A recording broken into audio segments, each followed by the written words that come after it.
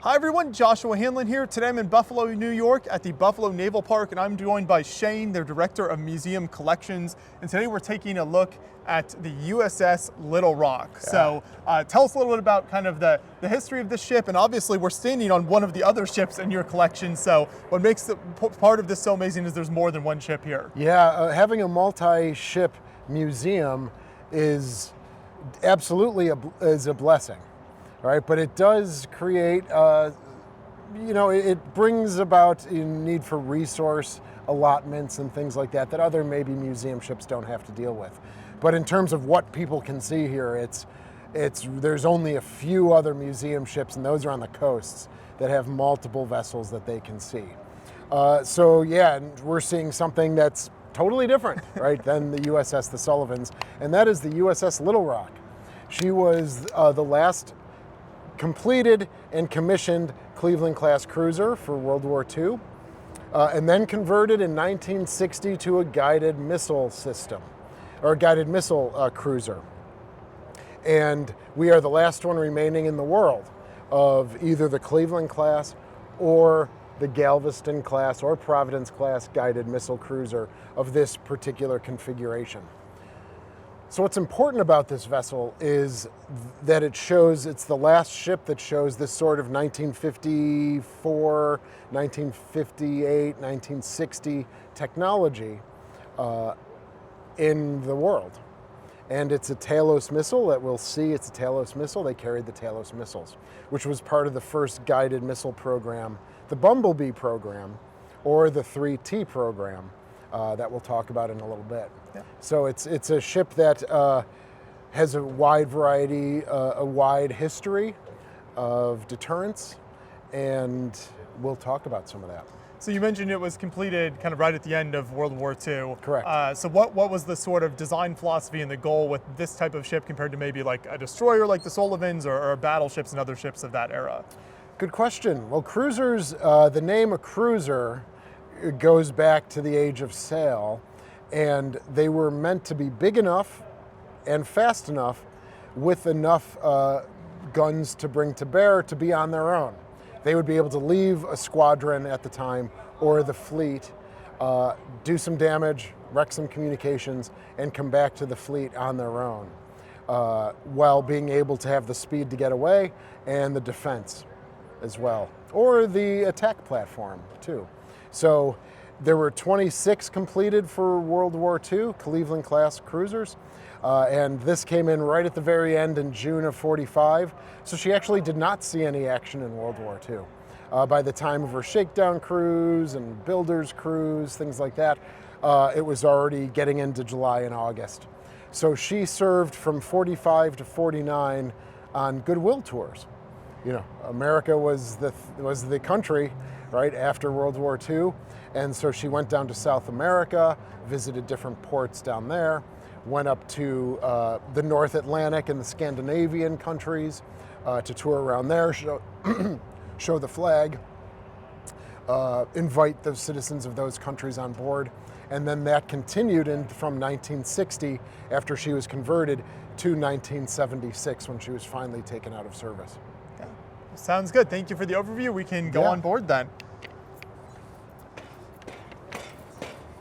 So viewers might notice that you board this ship via the Sullivans as part of the collection here, which is a unique aspect of the museum. Yes, and that's our unique nesting situation, right? We're side by side. It's almost like we're doing an underway replenishment. But when the park first opened in 1979, we were actually located down the boardwalk here, and they were about astern. So you would enter one ship, leave it, go back to the promenade, and then get back on the other one. But in 2002, 2003, they had different plans for this canal side area because they had excavated and found the western terminus of the Erie Canal, which just celebrated its 200th birthday this year.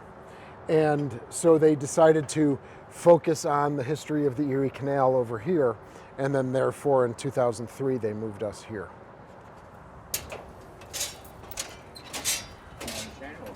Hi, Andrew. Thank you. How are you? Good. How are you? Good.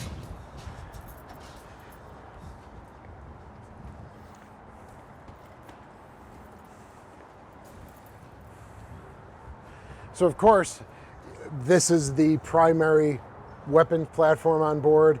It's the coolest thing that people see when they come aboard.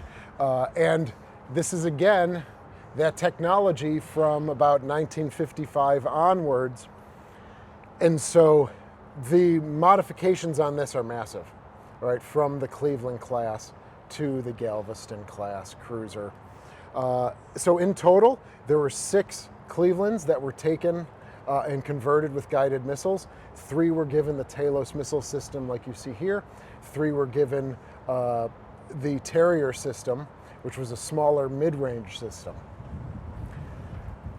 Now, why are they doing that? Well, because we're not using propellered planes anymore, right, that are going 150, 200 miles an hour.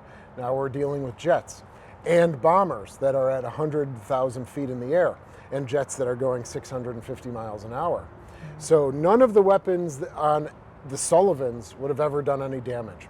So we needed something that could reach the speeds and the distance. And so the 3T program was developed, the Tartar, Terrier, and Talos system with Johns Hopkins University in their propulsion lab and the US Navy. And they developed these. Now the Talos was the largest of these weapons and missiles. In total, it's about 32 feet long. It is a booster missile system. So like a space shuttle, it would launch, the booster would expel all of its propellant and decouple, fall into the ocean, and then the ramjet engine, which is an air-powered engine, would then take over, and it would be able to travel up to about 130 miles at going about 1,900 miles an hour. Within the system itself, they were able to carry conventional warheads, which is actually what you see here. Now, these are Bluebirds, right? These are trainers, right? They're not the actual Talos missiles. But you'll see that little cone coming out of the nose. That was the warhead. So they had conventional warheads, and we also carried low-yield nuclear warheads on board as well. This was originally a primary anti-air weapon, but eventually, as with all Navy and military, they get modified over the life of over its career. And so they developed 8 different models of the Talos. And by the end, they were able to do surface anti-radiation, meaning take out radar stations, and then also air as well. So was this Talos system kind of the first of its kind after World War II? Was this some of the early versions of these types of missile systems, or where did that sort of fall in the evolution of that?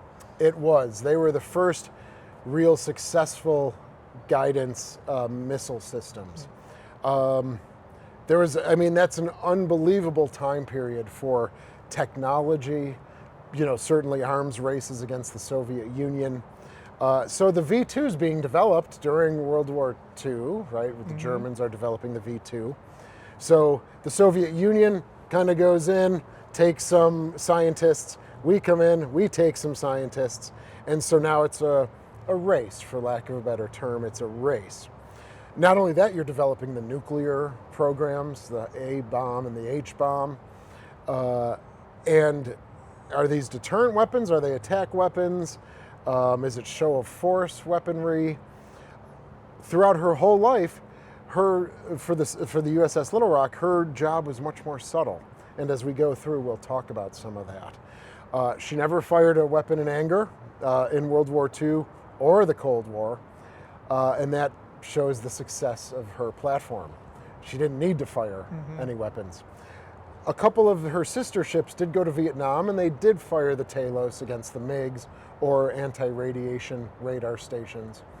But the Little Rock spent most of her time from 60 to 76 in the Second Fleet, the Atlantic Fleet, and then the Mediterranean Fleet, which is where most of her subtle show of force deterrent work occurs. So what we see here is the actual missile itself with the wings and the fins. How many of these missiles would the ship have carried typically? Great question. So for vessels that were in Vietnam, like I just mentioned, they would carry, talking to those crews, they would carry 45 to 50. We usually carried about 35. And one of the areas that we're going to go see now is how they stowed them. All right, and this is the basics of this program is that it was an all horizontal system. Right? Nowadays, vertical launching, the hatch opens up on the deck, they come straight out and away they go. We did not have that technology at that time. We could not begin to fire the booster in the interior of the vessel at that time. It would just blow up the whole ship.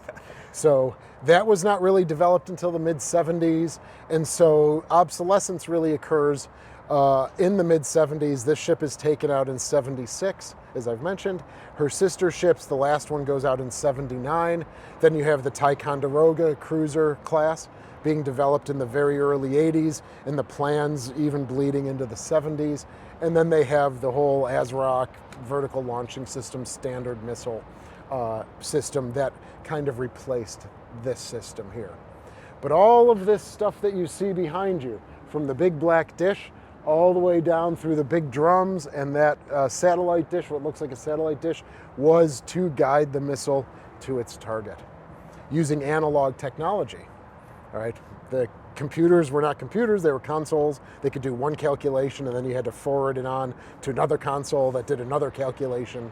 And so that's why you see all of this real estate up and down through the vessel, making it very archaic by today's standards, but very state-of-the-art back then. Yeah. So we're going to head to the missile house, and again, as an all-horizontal system, the missile had to be lying down the whole time while you're assembling it, while you're putting on the wings and fins. And so that's why all of the space needed to be dedicated to it. So when these were fired, did they have to be rotated at all? Could you fire it in this sort of configuration, or what was the approach there? Very good question. So you see the doors there, right? That's the last stage. They come through right out onto the launcher, and then the launcher would be able to rotate, the 170 degrees, let's say. They certainly wouldn't want to face them that way. But now you have the two big domes are the tracking radars. All right, those are the SPG-49s. The SPG-49s would lock onto a target, right? And then that's what would communicate with the guidance system. The missile would launch. There's a laser beam. It would take about 150, 200 feet for the missile to connect with the laser beam and to read it. And then it would align itself. And now the laser is following the target. And so therefore the missile is following the laser. So you're tracking a target, but really the missile is just reading where the laser is. And it just so happens to end at a target, right? It's not actually tracking the target. Right, it's following the laser that's tracking the target. So this would rotate, and this is actually the turret 64, right? So in Cleveland class, this was the last 6-inch gun mount. There was another 6-inch gun mount behind it, and then the superstructure, which was way forward from here, the superstructure was much smaller as a Cleveland class than what you'd see today on a photo or as we walk through. So they just removed turret 63 for the 6-inch 47, right, and put onto the barbette, and then put the launcher, the Mark 7 launcher, on it. Now, this was a spit and polish ship, right? This was also a flagship of the 6th Fleet and the 2nd Fleet, which meant that the Vice Admiral, when he was command and control of the particular fleet, this is where he lived. So when they would, just like anything else, when they would fire off a missile for training or practice, there would be the deck guys, the deck apes with their paint, because this would all burn off. All right, from the blast of the propellant. And so the guys were there ready to paint it up and make sure she's a spit and polish ship again.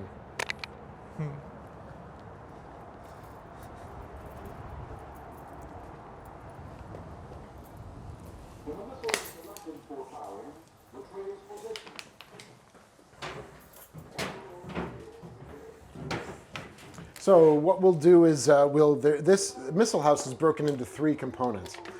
Just the way the tour route is, you're actually in the last component now, which is the wing and fin space.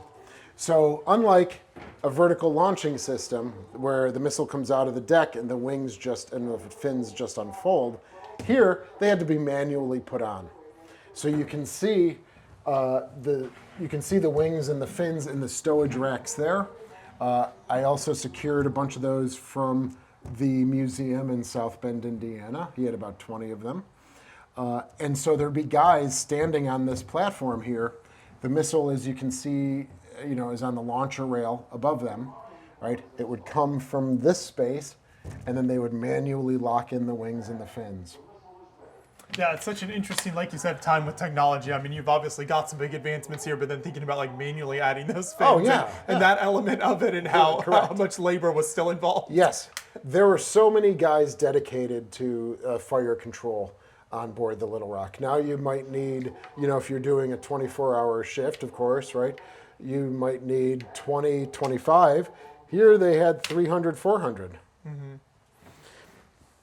So this is the transfer rail here. Right? This is attached to a power cart. And this is how the talos were actually manually moved from space to space. Now, again, as I mentioned, we're in the last space. This missile house is broken into 3 different sections. So this was the last one, the wing and fin, which led right out to the launcher. They would have to test the missiles and the electronics once a month. So they would have to bring it all the way forward with the power cart. Right above there, you can actually see the ladder mounts. The ladder's gone, the black right there, led into the testing area. So they would plug in, make sure all the electronics are still working, and then send it all the way back to the stowage area. And they had to do that for every missile every month.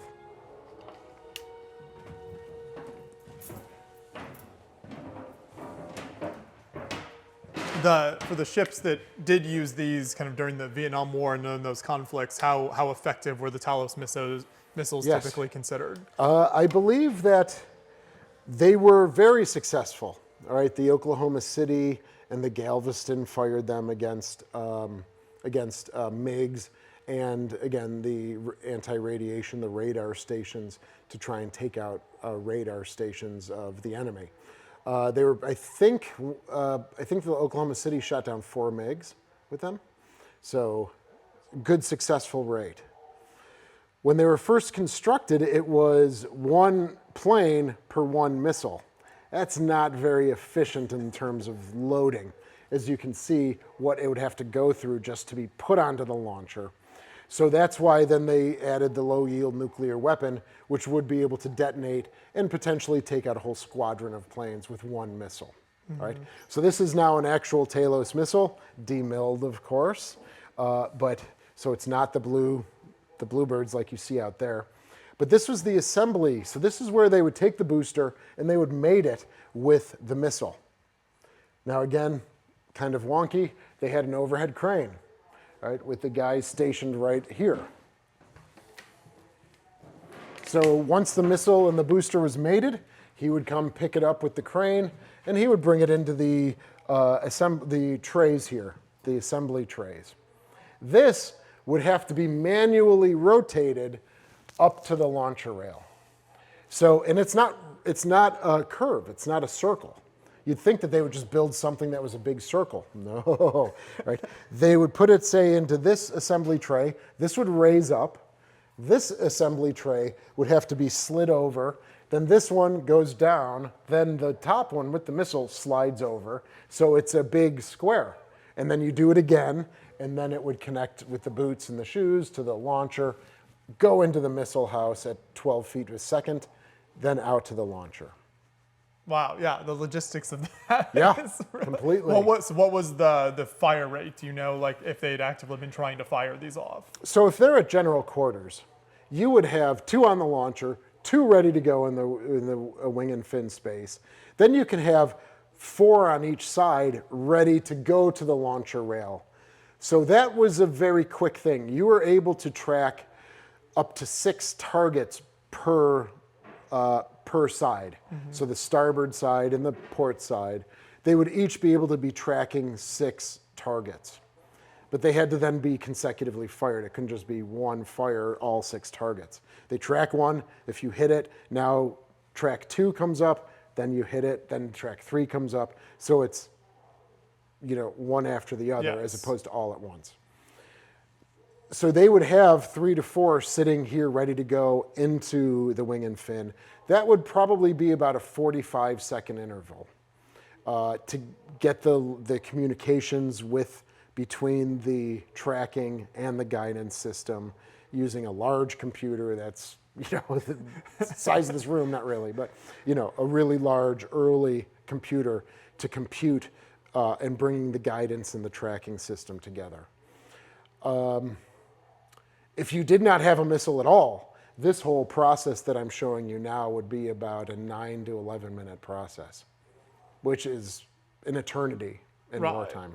So they would have some at the ready, and certainly for those CLGs in Vietnam, they would have them all stowed ready to go.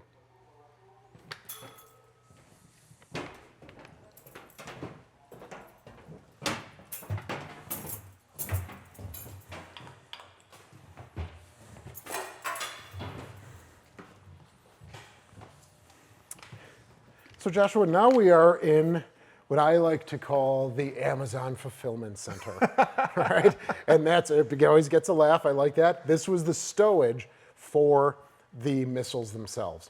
So as I said, the tour route is in a backwards formation. So this was the first stage. So you'll see, and this is mimicked on both sides. It's just harder to see over there. But you'll see here in the corner on the overhead, all the teeth, right, and all the gearing. That was the strike down hatch. So the missiles would be loaded on top of the missile house, because it's a big empty open space up there. Then the strike down hatches would open. There's an elevator right here, right? And you can see some of the chain and the gearing for that. That would raise up.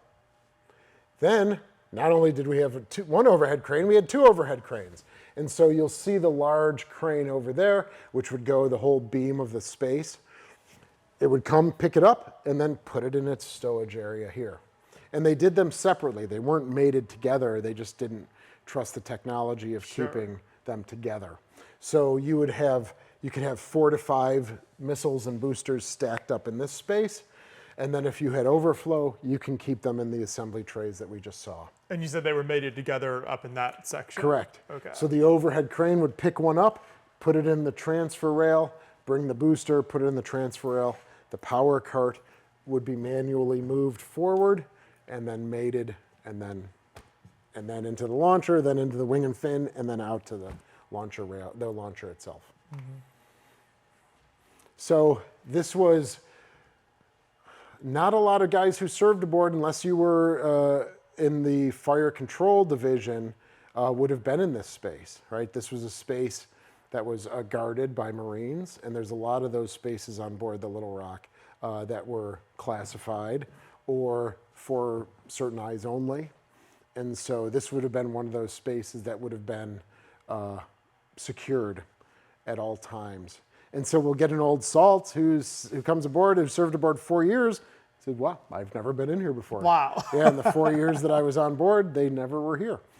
Certainly other spaces, well, command and control. If you got a engine man or something, they would never go up to the Admirals' quarters or something, right? So they enjoy that access of things that they could not see when they were here 24/7. Yeah, even they're already confined to the ship itself, and then even within that, there are these spaces that they might not have ever seen. Correct. They go to their duty station, they go to lunch, dinner, and breakfast, and they go to their berthing and probably the cruise lounge, barber shop, get a candy bar from the soda fountain, things like that, right? And then other than that, they weren't allowed anywhere else typically.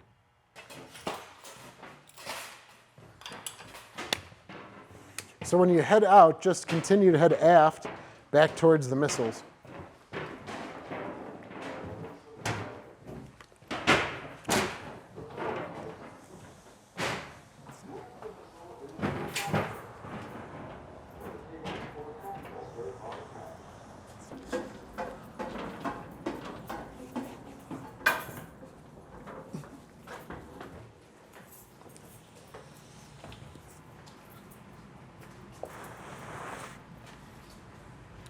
You guys have your own YouTube channel that you do. So what types of content do you kind of typically post on there from the various ships if people want to check that out? Yes, I try to bring videos about the ships themselves. People love to see different spaces. I've worked with an archaeologist, and we've done about 18 or 19 archaeological videos showing different changes, looking at a 1945 blueprint versus a 1970 blueprint, and then saying, oh, there was a door here when there wasn't. Why is there a door there now, but there wasn't back then? And then we actually go to the space and look at the welds. I mean, just take a look at the floor. I mean, you'll just see welds everywhere, things that were just sealed up and blanked off. And one of the reasons why I brought you in here was this is one of the more fascinating things about this conversion. Was we are now what's in we call the seaplane hangar. It's an educational room, as you can see, for our encampments and things like that. But back in World War II, or from 45 to 49, this was a wide open space. So there was no second deck, and this was the seaplane hangar, right? They carried 2 seaplanes on the back with catapults, and they would fire and the planes would be able to take off and do recon. Of course, as radar's getting better and better, and now extending out 150, 200, 400 miles at this time period, you don't need planes. So they took them off, and then they brought back this deck. So this deck was not here in 45 to 49. This is the main deck above us, and it went down to the 3rd deck. And that's where they stowed the plane parts. And there was a big elevator right in the center of the room that would go up just like an aircraft carrier. Yeah. But it's cool now because, again, as I was saying, when I started, I had no idea about that. It just looks like a deck. Right.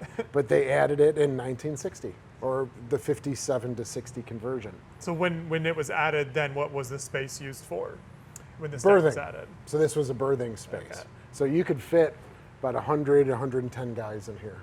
And then their head was right back there through that door, so perfect. It's kind of quiet and sealed back here. You're away from other things. And you probably, the 4 props are right under here too. So you probably had a nice little humming sound, and a nice little, vibration as you're dozing off.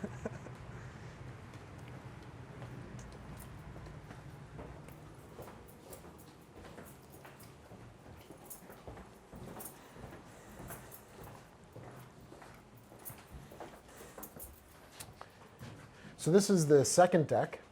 All right, so for ships of this size, certainly still dwarfed by battleships and aircraft carriers, but there's the main deck, 2nd deck, 3rd deck, 1st platform, 2nd platform. All right, and the platforms are different than decks because they get cut off by the machinery spaces. All right, so you have a platform forward, and then it continues after the machinery spaces. So that's why it's a platform and not a deck. So you have, 5 decks down? And then going up, you have about 6 levels. So this is the height of, say, 11 or 12-story building. Yeah, it's very noticeable when we start on the deck of the Sullivans and you look up at the ship, right. the difference in size. It could swallow it, no problem, right? Just eat it right up.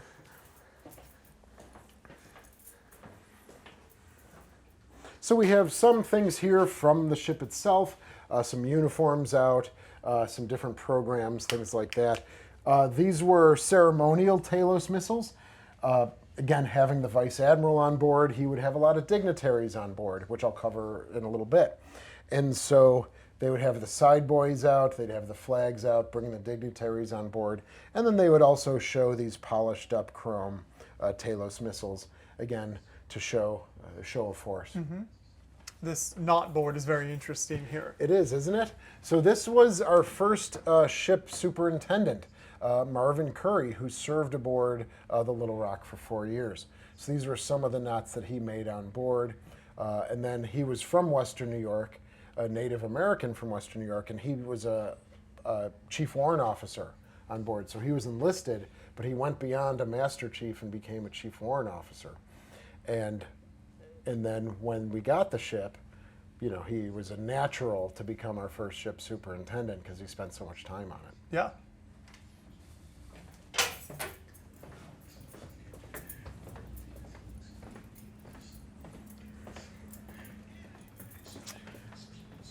So what we're looking at now is part of the goat locker. right? The CPOs, so these guys are E7s, E8s. They wouldn't have any Master Chiefs really on board E9s, because now when you're an E9, you're more administrative, working with officers directly in Washington, D.C., or at a base somewhere. But for the E7s and E8s, this was their locker. They had more privacy. And then they also had one of the first 4 galleys that I'll show you is they had their own kitchen or galley and their own lounge space as well. How many men total would have been on the ship usually? Oh, great question. Probably 1,200. When the Vice Admiral embarked, he brought his own entourage of anywhere from 120 to 150 men. So now it's ballooning up to 1,300, 1,350. And he would bring his own enlisted guys. He would bring his own photographers. He'd bring his own even band. Right? He had his own band, either the 2nd Fleet Band or 6th Fleet Band. And that was, again, to try and combat the communistic or Soviet Union thrusting that they would have been doing during the Cold War. So after World War II, right, they just kind of take over Poland. People don't like that. Yeah. Right? And Hungary and Austria. So they say, you know what? We can't just go in and take over a country, right? So let's try and change it from the inside. So they would set up people's fronts or popular fronts and try and get communists elected into the whatever the government was. So you're changing it from the inside. So one of the goals and missions of this vessel was to counteract that. And so having a band on board, they would disembark, go to a city center somewhere, hand out American flags to everyone and play American music with the big band and say, hey, we actually like democracy, right? And then they would vote that way in the next election. So it's soft power and it's also hard power. That's the biggest deterrent, is the Talos missile. The biggest deterrent beyond nuclear weapons, the biggest deterrent was the guided missile system against the Soviet Union.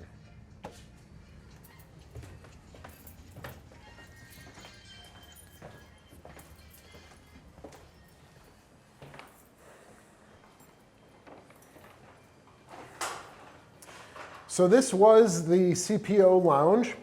So they would have their food here, their couch here, just kind of relax, separate from the rest of the enlisted crew. We are one of only 3 cruisers in the country that you can visit. It's the USS Little Rock here in Buffalo, the USS Salem in Quincy, Massachusetts, which was a heavy cruiser that had a very short life. I think she only served for 5 or 6 years, and she's been out of service since 47 or 48, or maybe 49. And then, of course, the USS Olympia, which is in Philadelphia, which is a protected cruiser from the 1890s. So a lot of cruiser associations and sailors from other ships come to our vessel to visit because they can't visit their own. It's kind of a unique aspect where you've got a lot more maybe like destroyers or battleships or some of these other types of ships that are available out there, but this, yeah, is just more unique. So that's Submarines are everywhere. Yes, right. Right, battleships. Almost every single battleship is preserved. Certainly the 4 Iowa classes, the 4 Iowas are. So they feel an affinity and a connection to this, especially the guys that served aboard our sister ships, the 5 other ships of this class. That would be the USS Topeka, the USS Springfield, the USS Providence, the USS Oklahoma City, Little Rock, and then Galveston as well. And so we decided that we were getting so much stuff and artifacts from people who served aboard their own ship that we decided to make a cruiser compartment dedicated to all cruisers that people can visit. So I've done a little updating. This was probably done in the 90s, but I've done a little updating here and there when I get something that's in the collection that's really tells a wonderful story. Well, guys just come to you sometimes and say, here's some things I had from serving on board. Yeah. Are you interested in using this? Yeah. And because it's a cruiser, I usually will say yes. Typically our collection policy is anyone who served aboard our 3 vessels or anyone from Western New York or Buffalo, Western New York. I will expand it out a little bit for the cruiser guys. Like I just got a large collection from CG-20, the Richmond K. Turner. Back in June, their association put together a large collection and they donated it here. I just received last year the records of the U.S. Cruiser Sailors Association, which was the national association for all cruisers. They folded, but they chose us to house their archive here.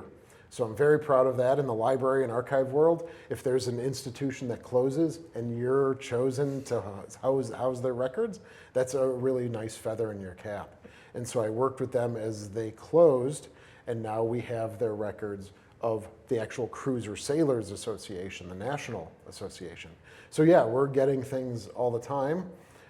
It's kind of an avalanche for just a lone ranger like myself, or just one person, but you know, we work hard and I do my best. Yeah, how does the Buffalo Naval Park work? Obviously, where you've got the ships themselves, are there other areas where you're able to store and archive things like that? Do you have other spaces where you're able to do that? Yes, traditionally you have a nice wide open collection space, processing space, storage space. I don't have that on board. I have large collection spaces. One of the issues is it's not really environmentally controlled, right? You have to have certain temperatures and humidity to make sure that you're preserving everything in its best quality, best way possible. So that's one of the negatives of stowing a collection on board. But I've made it better than it was. And so that's what I always try to say, is this making it better than it used to be. Trying to give access, things like that. So, but yes, it's a challenge. I can imagine. So yeah, what you're seeing here is two great models of the USS Boston. All right, so the Boston Association is very close with us. This ship is not here anymore. So you have their World War II configuration with the blue deck, and then you have the Cold War configuration. Now that is the Terrier missile system, but you'll see those. What we have, the tracking domes, and then they had two launchers for the Terrier system as well.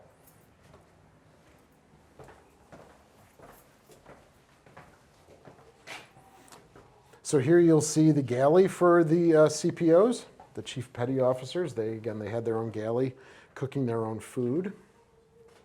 And then again, they would have eaten in here.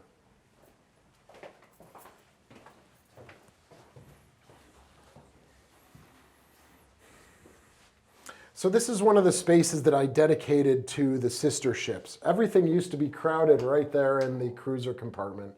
But I said, you know what? These guys are important as well. The ships are important. So let's pull it out and kind of give them their own space. Right. So we created the sister ship compartment where I list all 6 Cleveland classes that were converted. Again, the 3 Talos and then the 3 Terriers. And then this is from the Oklahoma City. And then this is from the Providence. So they have their own little space to talk, and I can change things out with the other vessels, things like that. So, yeah, it's so fascinating to see the different photos and just kind of more of the process here of the ships underway and just other aspects of life here. That's really neat. Very true. Was this ship ever caught up in any kind of significant storms? How did it handle kind of the life at sea aspect and that aspect of being a ship? This ship was extremely top heavy. And when you're outside and you're looking at the whole profile there, the outboard profile, you can totally tell.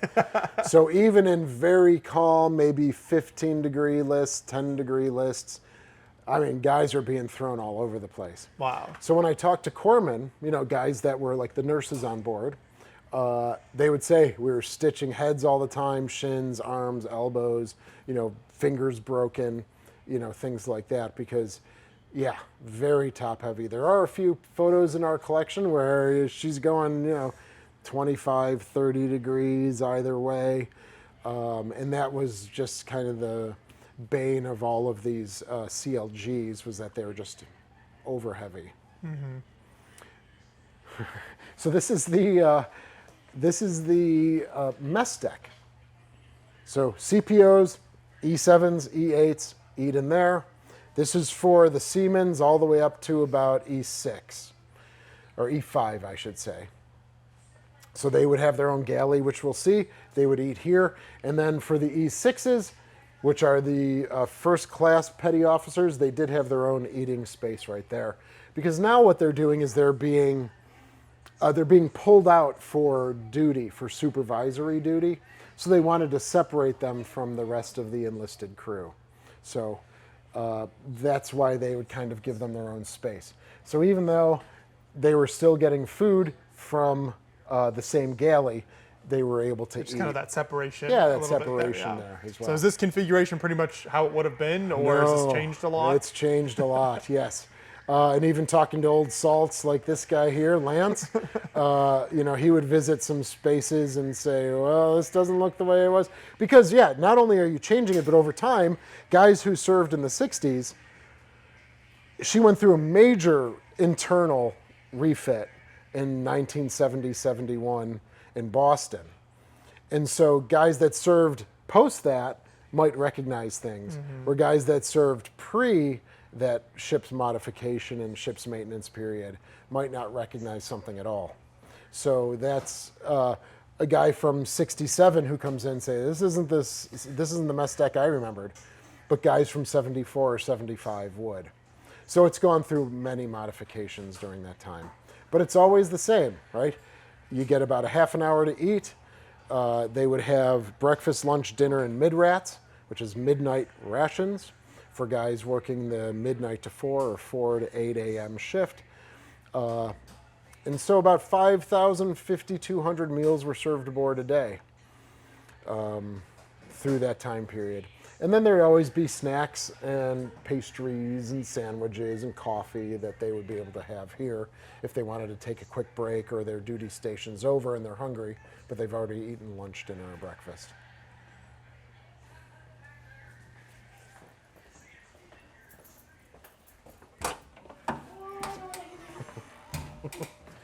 Hi, Wendy. So this was the main galley here for, as we were just running the mess decks, for the, the SAs, the seamen apprentices, all the way up to the E5s. And then this was a lounge, all right? And this is the post-conversion that I was just mentioning. This was, if you look at the door, you'll see the crossed keys. This was, in the 60s, the commissary office. And that's why that door is there, because it was here, and this was a divided space. After the conversion in the 71 in Boston, they made this a cruise lounge. And so that's what we've converted it back. Talking again about those interpretive years, I've chosen 1975 as the interpretive year for the Little Rock. Just like 1962 for the Sullivans, because they were involved in the Cuban Missile Crisis. Here, I chose 1975 because it was the reopening of the Suez Canal, which was a huge thing, not only for the region in the Mediterranean, but also global trade, right? So during the Egyptian-Israeli wars, they would just throw tanks and junk and trucks into the Suez Canal so it couldn't be used. Well, the United States worked with Egypt to reopen it for global trade, because if you can't use the Suez Canal, you got to go all the way around Africa. So that is a big significant event in the Cold War history, is that we were able to, and that was this ship coordinated with Egypt to clean it up. And I think it took about 9 months to clean it up. There was mines in there, undetonated bombs and ordnance and mines. And so it was a very long process. And so the USS Little Rock, after helping Egypt successfully reopen it, was the third ship after the president of Egypt's to traverse it.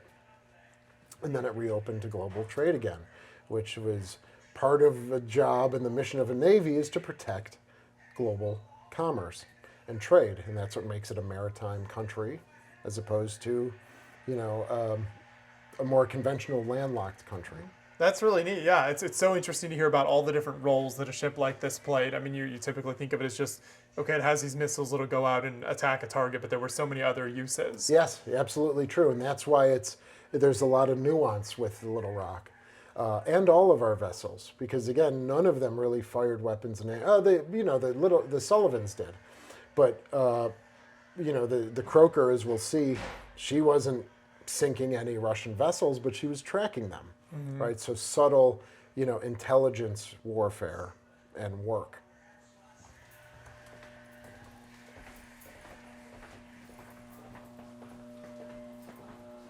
Do I hear Jay? Hello, Jim. How are you? I'm good, sir. Good.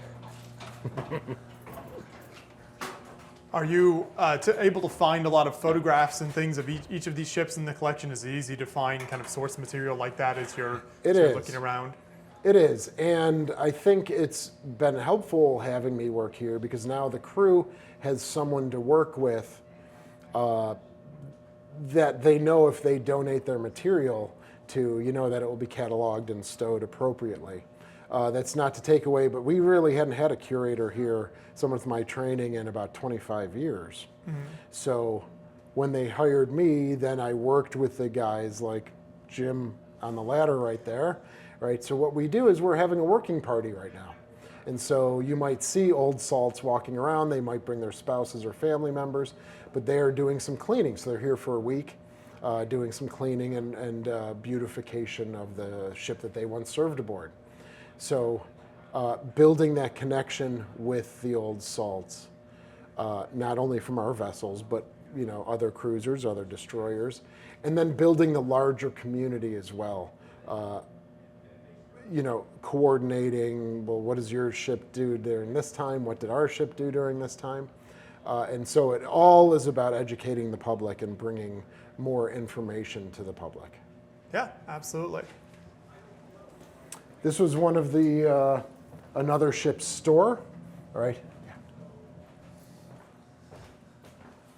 So everyone says, well, what are you doing with these boxes? Okay, so these were placed each one very strategically. You got it, Joshua. But we have one photograph of this space, and it's actually right there in that cruise book, so under Habitability. And if you look off to the left, you can see a bunch of different boxes sitting there, because this is where they would have cameras and early film recorders. You can get music here. You can get sundry, shaving, toiletries, things like that. And so we decided to bring the space back to kind of show that. And that was one of those things, again, in that real early conversion of the 1971 conversion, was to bring back more lounges, better sleeping arrangements. Because what happened in Elmo Zumwalt, right, who was the CNO at the time, the Chief of Naval Operations, it's Vietnam, said, well, recruitment is not going so well. So what can we do to bring ships back to make it more habitable and more enjoyable for the crew? And so that's where we have these interior changes that I've talked earlier in the video about, to make it more attractive if someone wanted to join the Navy. Sure. And so that's what this is. That's what some of the bunks that you'll see. That's the lounge that we walked through. Because again, that was the commissary office. And they said, no, let's bring it back. So what was going on in America at that time was there was a lot of Vietnam protests. There was a lot of support as well, and that is reflected in the Navy. And so Elmo Zumwalt decided, he came out with what they called Z-grams for his last name, Zumwalt Z-grams, and he was saying, we're going to make ships more hospitable and more welcoming to the people, to the sailors. And so that's what you see these conversions here. Has that approach stuck around to today, basically, in the Navy? Is that kind of philosophy of ship design like that? That's a great question, and I don't know if I fully have that answer. Okay. My knowledge of the Navy pretty much stops at 1976 here. You talk to current sailors today and officers today and things like that. I'm sure that tradition has carried on to today. Because back in World War II, right, what we were saying earlier was, you're building all of these ships, you got to just get people on them, right? The most important thing is the weapon platform. That changes over time because you're not in actual hot war. You're in a cold war, but you're not actually many times you're not in a hot war. All right, well. continue on.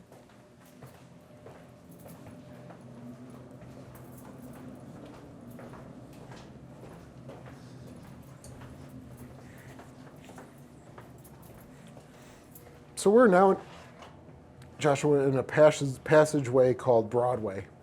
Right, there are very few of these that would go the whole length of the ship for water incursion and free association of water, of course. But we've cut the coamings there. You can see the hatches a little bit.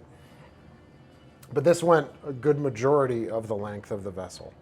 And there were a lot of things off of here. There's berthing, the dispersing office where pay was, where guys would separate the pay. Of course, there was no ATMs on board, right? So that's different than it is today. You didn't walk around with a card, you actually got paid cash. So usually when you got paid, there was always some scuffles on board. People would try to steal other people's money, things like that, because it was just less secure, right?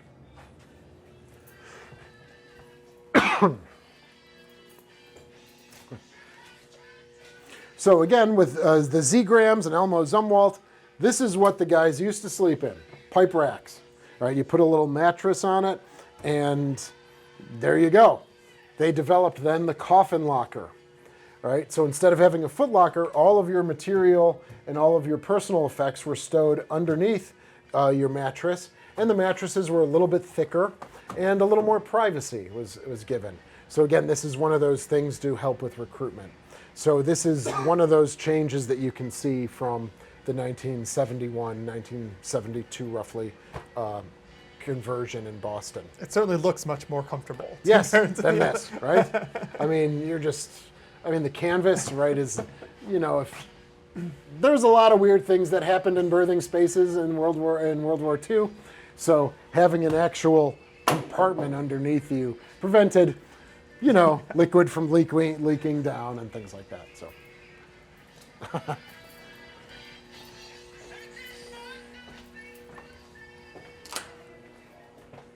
Hey, how are you? Hello.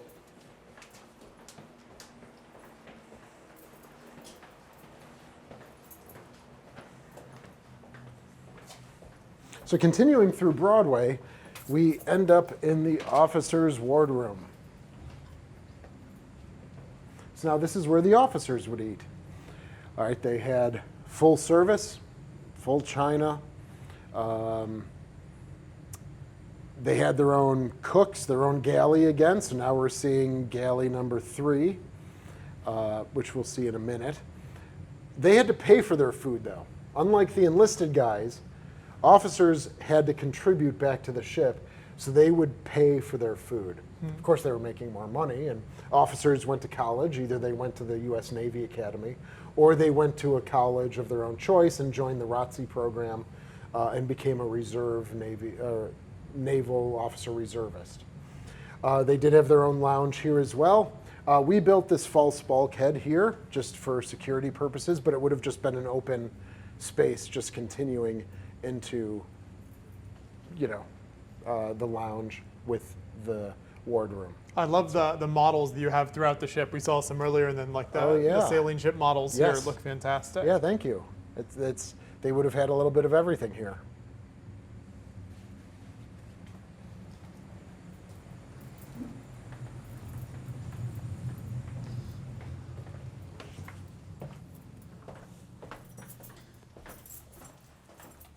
So you see, here's a good view of the officer's galley. All right. Have you ever tried to recreate meals that were served on board? Is that something you guys do?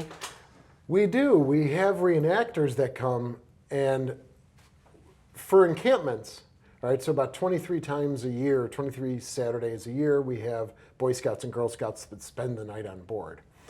They will cook basic food in the galley, the main galley, right near the mess deck, like spaghetti and things like that. So, but we do have reenactors now that come every summer, and they use the ovens, they bake bread, they use the World War II or Cold War cookbook from the U.S. Navy, and they make actual meals. that they serve for themselves, but then also for the visitors. If they're for an upcharge, they can actually have a meal on the mess deck using the main galley spaces with the authentic food. Yeah, that's fantastic. Yeah, it Cool really is. opportunity. And that's a more recent development over the past couple of years, and I'm glad we've made that connection with them. They're based out of Ohio, and we get about 30, 40 guys, and then of course they do general quarters, and so they're running around, in their helmets and things like that, getting on the guns and the weapons and things. That is good for people to see because it does bring the ship to life. So is that info available online if someone wants to visit and experience one of those? Is there like a calendar or something where can people kind of find that? Yes. The calendar will be updated as we get closer into next year. Okay. We're kind of beginning to slowly wind down this season a little bit.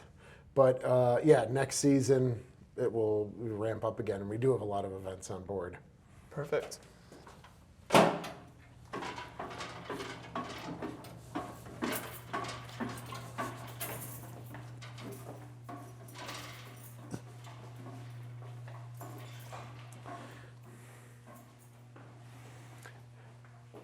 So this space was a berthing space for the deck guys. This was the third division.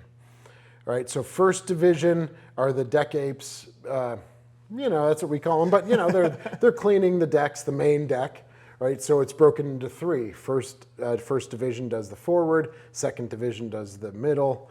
The third division are those guys painting after the Talos missiles were fired off, and all the paint gets burned off. So instead of just keeping another berthing space, what the Little Rock Association decided to do was to build an exhibit for their own ship. And so this was funded by the Little Rock sailors, some of which are the guys walking around that you're seeing. And they did this maybe it was before my time, maybe 12 years ago now. But we have the original ship's building plaque from 1945, the new commissioning plaque from 1960 over there, and then just the history of the vessels. So that looks like some neat photos here of these are the missiles being fired off. Yes. Okay. Yeah, there's some famous shots of the missiles being fired off, so you can see it going to starboard.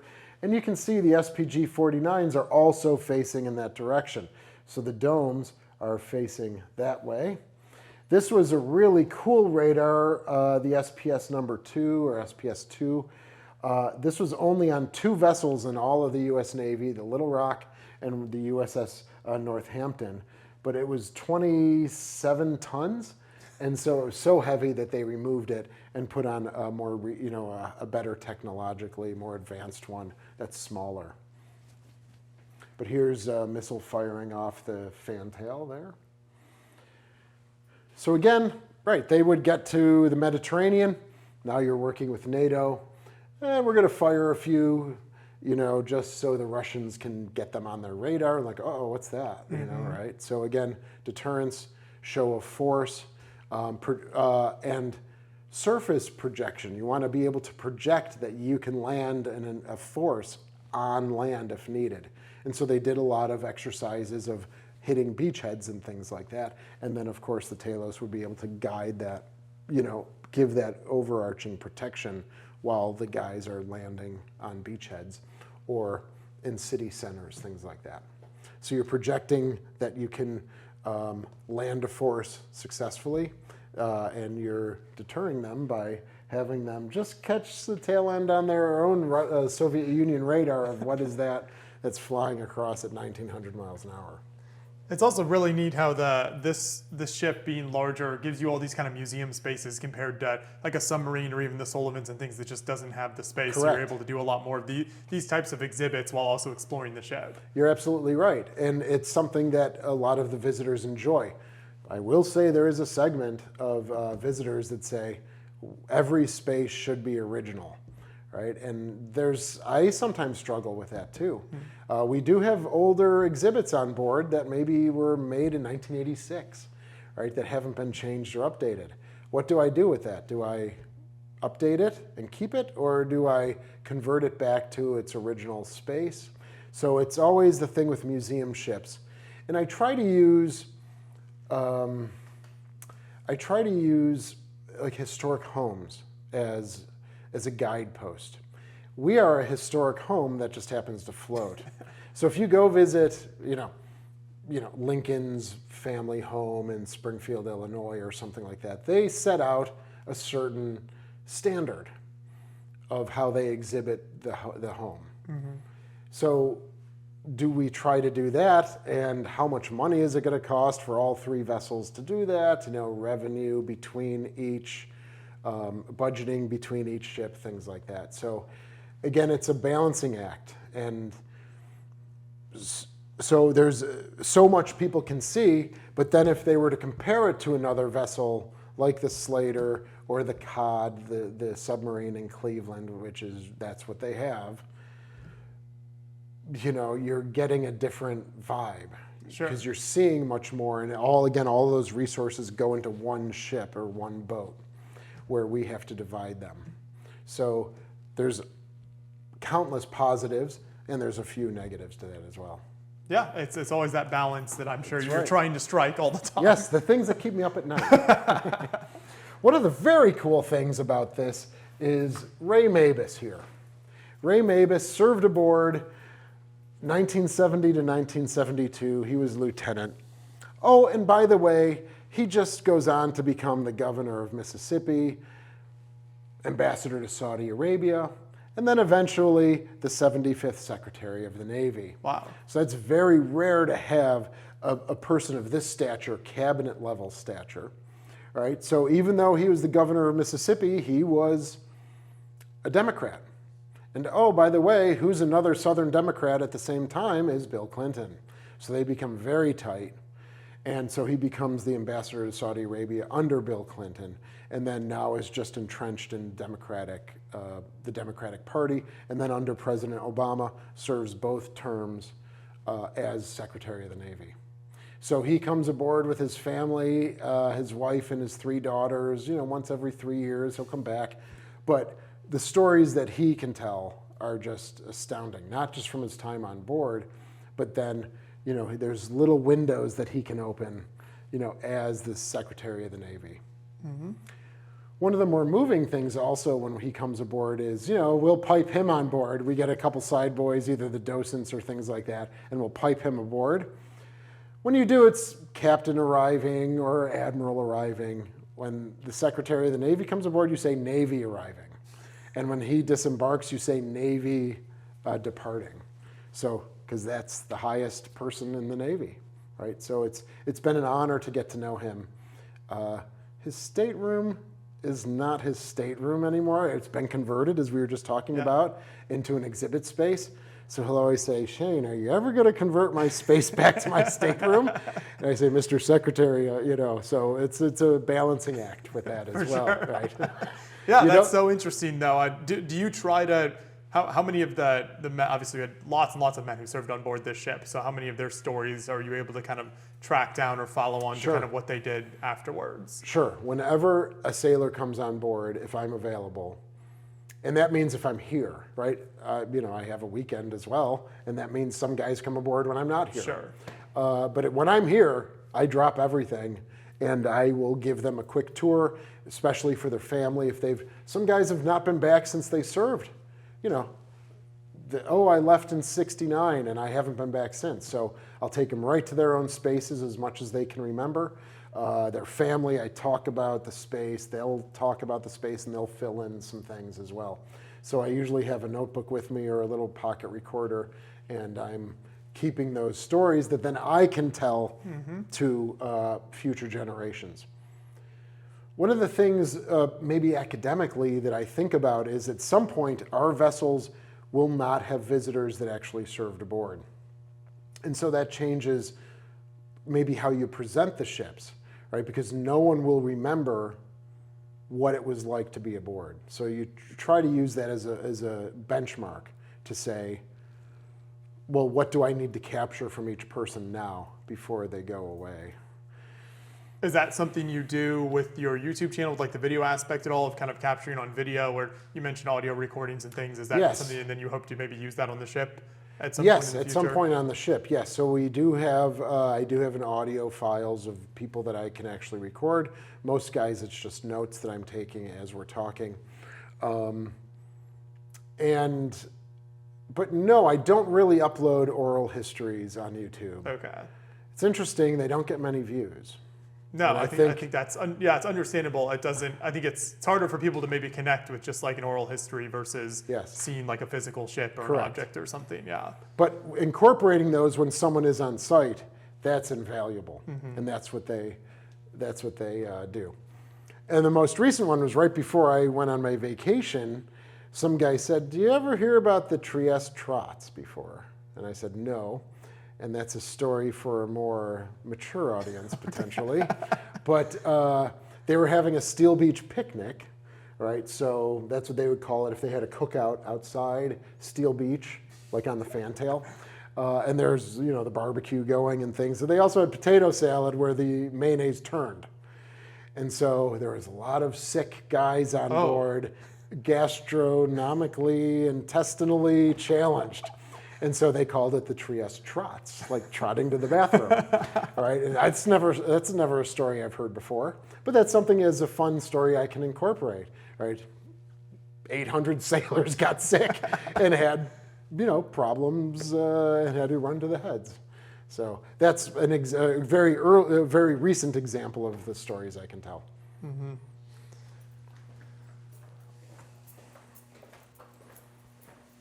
So here's these models that I was mentioning that really give you wonderful insight into the changes between the CLG, Cruiser Light Guided number 4, and then the CL-92, the Cleveland class.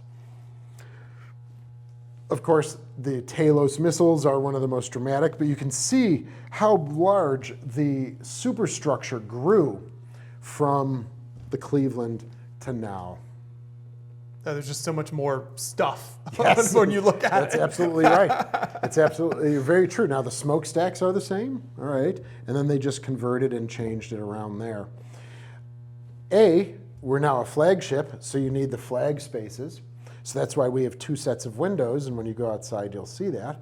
One is the pilot house and the captain. The lower one is for the admiral, where he had his own flag plot room, where he coordinated the whole fleet. So at this time, fleets are about 60 to 65 ships in the Atlantic or the Mediterranean.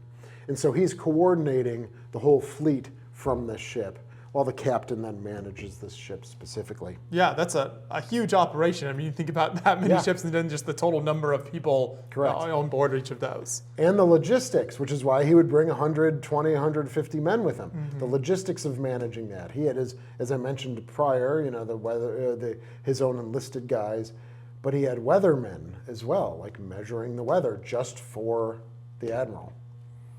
The weapons platform, we had 4 6-inch 47s, turret 61, 62, 63, and 64, along with 6 5-inch twins around the superstructure, and then of course all of the Bofors and the Oerlikon weapons as well. In the conversion, we just kept turret 61. Where turret 62 is, we plop down 1 twin 5-inch. So while it doesn't appear as though, you'll see that super firing, let's see if I can get right here. Mm-hmm. That's the same as the twin 5-inch over there. That's the same barbette. And that shows you how much the superstructure expanded. And you also get this interesting mixture then of, the older kind of gun turrets, a lot of World War II type aircraft, and then with the missiles in the back. So it's that interesting combination. Yes, it is. It's the old school surface warfare. All right, you certainly weren't using the 5-inch anymore to take down planes in the Cold War, but that would be able to that was surface warfare, and then of course anti-aircraft and surface as well for the Talos. And you mentioned those the plane catapults earlier too that would have been on. Yes, this is a great example of the 2 catapults, and then the elevator right in the middle there, which it would slide open, and then they would be able to bring parts or repair or take one down for repair. And then of course we have the helipad, right, for for vertical replenishment, where the helicopter could just drop a bunch of crates and boxes. and also transfer of dignitaries, the admiral, captains, things like that.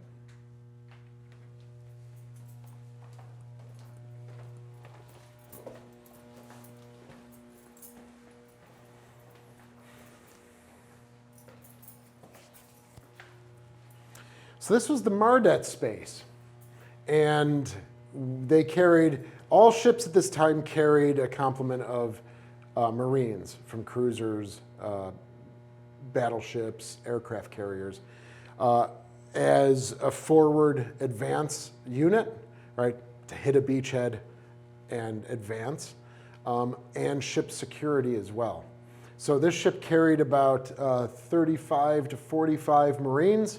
And then when the admiral was on board, he brought his own Marines, all right, so that ballooned up to, say, 55 or so. And this was their berthing space here.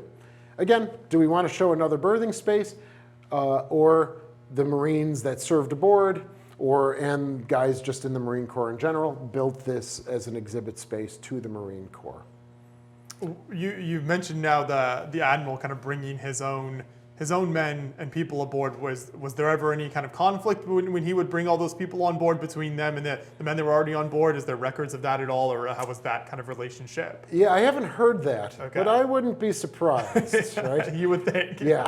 Whenever there's, I'm dropping the name now, but whenever you see someone that has like the rope around their shoulder and arm, that usually means they're working for someone in command and control. And that's even the way it is today.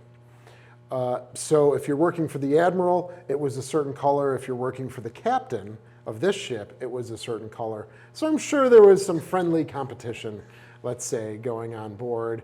You know, boys will be boys, so there probably was wrestling matches, and who's the admirals, are the admiral's Marines more unfit than the ship's company Marines, that sort of stuff. They did, at the missile house, they did have a boxing ring, so they would put up a boxing ring so you guys can duke it out if they needed to. And I'm sure on Liberty some things happened when they were at a beautiful port of call in the Mediterranean somewhere. You know, on Liberty for 2 or 3 days, there's a lot you can do. Mm-hmm.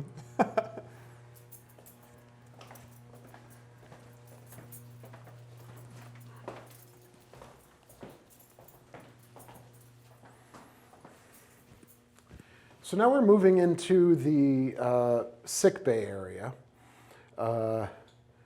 We did have 2 fatalities on board. They were the only fatalities on board across all 3 of our vessels.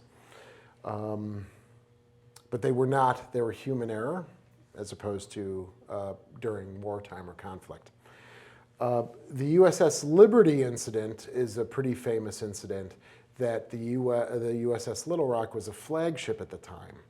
So the Liberty was during the Six-Day War between Israel and Egypt in '67, in June of '67. Israel attacked the USS Liberty. Odd, because we were literally her only ally in the world at the time, especially in the Mediterranean and the Arab world. So why is Israel attacking one of our vessels? Even today, it raises some questions, and there's still a lot of people that feel very passionate about it on either way. The USS Liberty was a surveillance vessel. It was converted to surveil foreign governments and foreign countries. And they had technology on board that would be able to read their own encrypted messages back and forth. So I don't have my own thoughts on it. I kind of let what I've read and the records that we have on board about the USS Liberty kind of speak for themselves. Mm-hmm. It happened. 34 sailors were killed. It was torpedoed and strafed with jets. And being the flagship at the time, Little Rock had to coordinate the rescue efforts. And so most of the 34 were transferred to the fleet aircraft carrier for passage back to America. But we, and the Little Rock, took care of about 8 wounded guys and nursed them back to health here on board the ship. So there's a lot of stuff when you're talking about the history. Again, we didn't fire a shot in anger, but we were there to coordinate, command and control, and then to protect our fleet from other potential Israeli attacks, because you don't know what's happening, right? This happened, but is it over? Right, is it leading to something else? Yeah. Kind of like 9/11 here for all of our generation, right? All of those attacks happen. Well, is something going to happen the next day? Is something going to happen later that day? And so you don't have that foresight. So we had to be in ready condition for multiple days after that, just in case.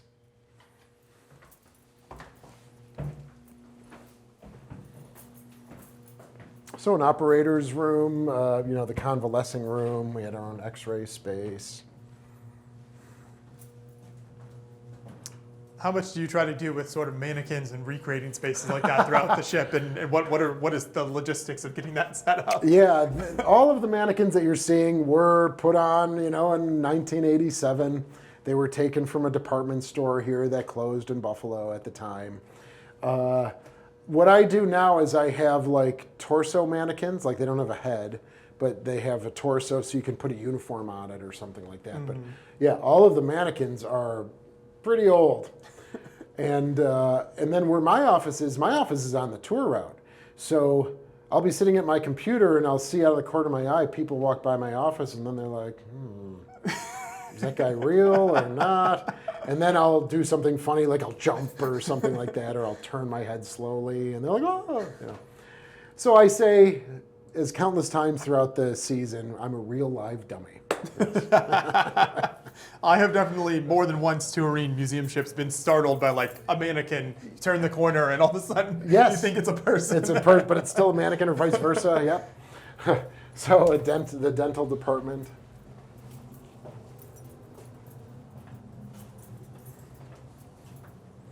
So what we're going to do now is we're going to go down to G division, and what you see here is the barbette.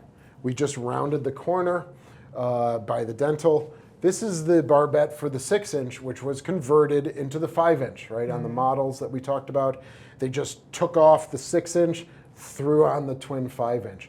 But that necessitated some internal changes to the barbette.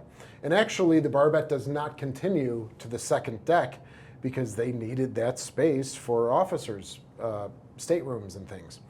But we have the last intact 6-inch barbette that goes all the way down to the lower handling room in the world. Right? I think on our YouTube channel once I made a mistake and said it was the last intact 6-inch gun totally. And a viewer rightfully said, no, Shane, there's one in Peru at their naval base that's sitting on the ground. So now I say it's the last fully intact barbette turret all the way up. So we're actually going to take a walk in there, and I'll kind of explain what. Great.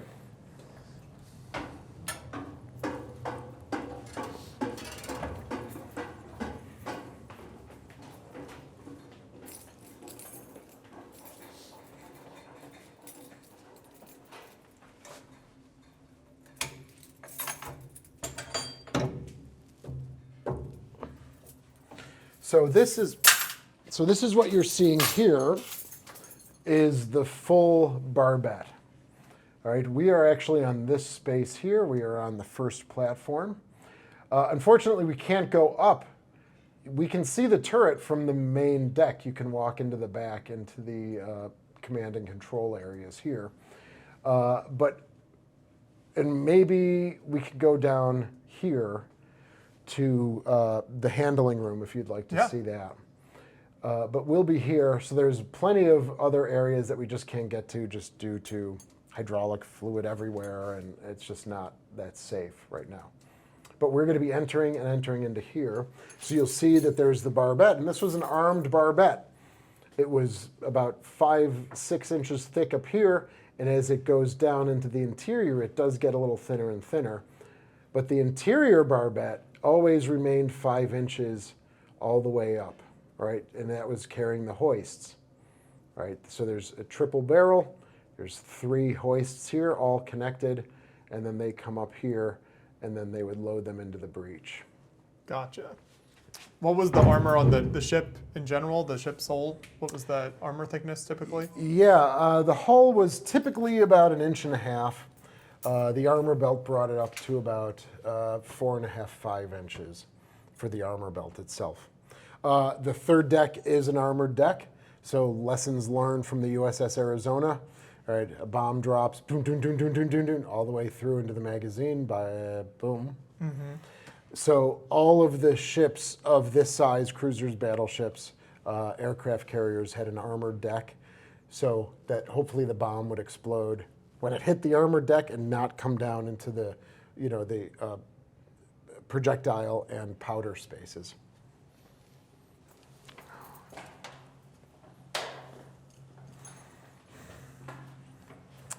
So instantly you're getting, sorry on YouTube, you're not getting it, but instantly you get that smell. Yes. Right, that's all of the hydraulic fluid. All right, so they don't change out the hydraulic fluid when the ship goes in decommissioning. So it's had 50 years to just drain slowly out, and you can even feel it on the deck. It's a little sticky. All right, and that's leading up. That ladder there leads up. And I tell you, when I crawled through it for the first time, I came right out of my rubber boots, right? Because they just get stuck and then the vacuum suction. But this is the interior barbette, which carries the three hoists all the way up to the turret. And again, this always remained 5 inches thick. Well, here, now we're down on the first platform. It goes from 5 inches to about this thickness here, right? On the outer barbette.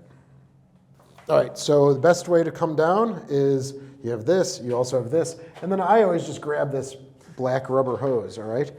And then you just kind of slowly guide yourself down. Definitely a little tougher than the other ladders and things. Yes, this is a vertical ladder. You are correct.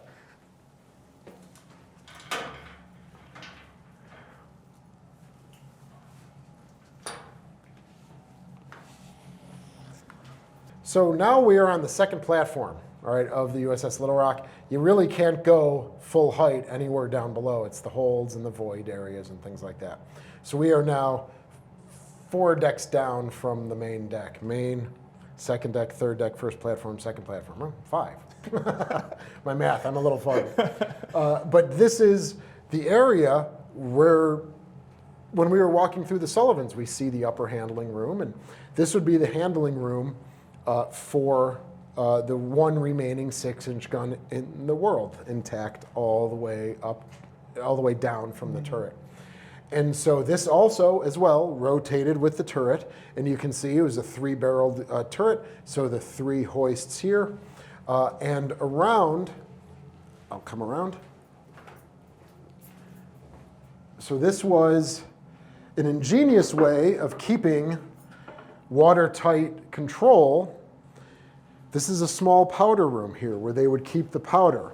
Now for the 6-inch projectile, it was only 1 inch more in diameter, but it was twice as heavy, but almost the same length. So they would be able to travel about 14 miles, not 8 miles like a traditional 5-inch gun. It would be able to travel 14 miles.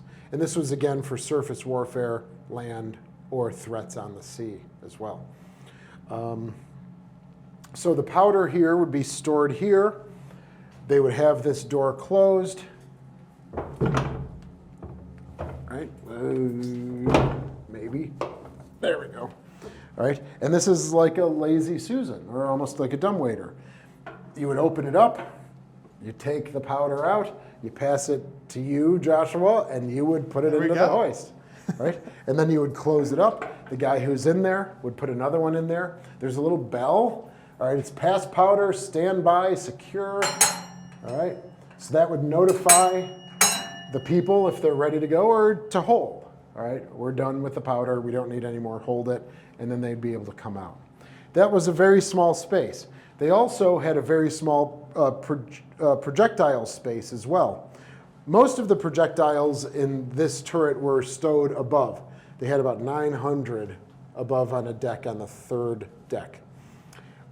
They would carry about another 100 or 150 in here, right? But the largest powder space was through here.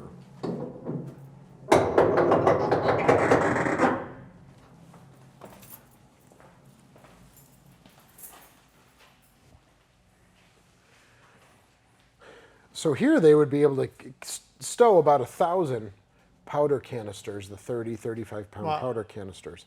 Again, that Lazy Susan door right through the door that we just walked through, and they also had a second one here as well. So guys would be in here, all right, just putting them in, using the bells, notifying people that were ready to go, and then they would walk it around to the actual hoist, and away they went. So how many men would typically have worked in this space, you know? I would say right off the top, maybe about 9 or so. You know, a few in here, one in that powder space that I showed you, one in the projectile space, and 3 to 4 guys around there. And then a CPO managing the whole space, and then who reports directly to the gunnery officer. So while the guns were firing up there, was this how loud and hot and kind of what were the conditions like down here? Was it really bad, or was it not as noticeable when you were so far away from the gun firing? Yeah, I think it's a much more of a muted explosion. Okay. You'll still hear it, but from the stories I've told, it's not bad of a space. And you know, we would be down below the water line potentially, or very close to the water line. So it would be much more stable. It's not, it's not as rocking as much as it would be up top. But again, you don't know what's going on around you. And you hear that noise, right? That might be the propeller of a leisure craft going by or something like that. Right? So the hull is about 3 feet beyond these insulated walls here. Right? So they created a void. So you have the hull, you have about a 3-foot void, and then they would build this with insulation and then the interior bulkheads.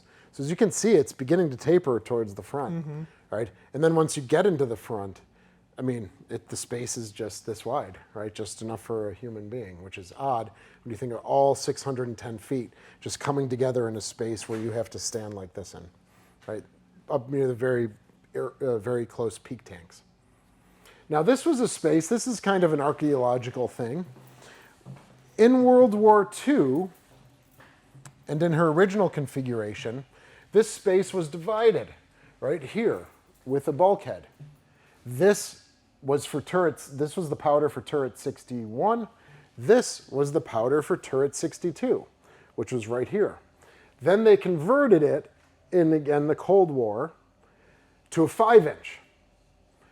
The 5-inch powder is not the same as the 6-inch powder. So they just said, okay, let's cut this out. Let's put all the 6-inch powder here, and we'll put the 5-inch powder across the way on the other side. So this goes from 6-inch, 6-inch, to now all 6-inch. And you can see the doors have been welded. So those doors, just like that with the pass-through, right, we're right here. But now since you're not passing the powder aft anymore, you're just passing it forward, they just decided to seal up these rooms. And then on the other side again is the twin 5-inch with its own projectiles, its own powder, and they just sealed it off. Yeah.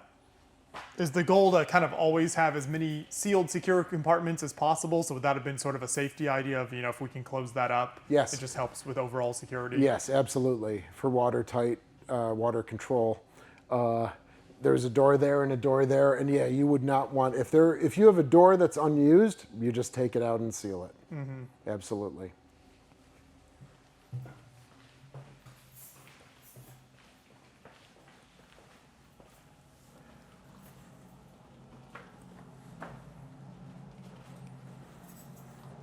And a lot of times, one of the stories I get, again, because if someone served aboard a sister ship and their ship's not around anymore, they still come back here. And there's a very unfortunate story of a guy who reached out to me maybe 8 months ago, and he says, Shane, well, he didn't call me my name, he didn't know it, but he said, I want to come down to this space. He said, my grandfather was killed down here on the USS Manchester, I think it was. So I said, okay, well, that's okay, right? You want to see a place where your grandfather was killed. You can't go visit it anywhere else. And so he wanted that experience of being in the space, right? And unfortunately, it wasn't a wartime casualty. He tells the story of that after the war, he survived the war on the USS Manchester, And after the war, he brought his wife down here to show her what he did during World War II. And they had the hoists on, and his arm got caught. It severed his arm, and you know how low we are, and he just bled out and died. My. I know, right? Wow. He survives the war, and he's down here showing his wife. You know, the kids are up top or something like that, which eventually then becomes this son, right, of his kid. And I guess he was like, oh yeah, look, honey, and he just, unfortunately, they didn't have the time to keep him alive back then. So it was very important for him to come down here and see that space and to see what his grandfather saw during the war and what led to his unfortunate passing. Mm-hmm. So that's one of the real kicks about working here is hearing just thousands of stories, right? From family members, from the sailors themselves, from the family members, people wanting to experience things that they can't see anywhere else in the world. Do you struggle sometimes with people of coming on board on any of the ships you have here in the collection and saying, you know, this is kind of my idea, this aspect of my experience isn't presented here, or why don't you talk about this part of it, or just kind of, I guess, kind of wanting more to be told, or their particular angle of the experience? Of course, yes. And as you go through this tour and you talk to curators, I bet you will say the same thing, right? Of someone will donate something and they'll say, well, when can I expect to see it up? When can I come back? Will you call me when it's up? You've got a case ready for this, right? Yeah, right, exactly. I like that. Yeah, it's right here. Look how beautiful. I can envision it right here. So at first, when I first started in this industry, I was a little upset. I was like, how do I adjust this? But now I'm like, no, sorry, it's not going up now, right? And I used the example of any other museum. 97% of their collection is closed doors. If I build an exhibit where your family's artifacts are pertinent, then I will put it in there to tell the story in a larger exhibit. But it's not, this isn't a love me wall to your grandfather. Sure. Right? This isn't something specific for them. We like to honor them in some way, right? In some way, but it's not, we're not going to commit 5 feet of space.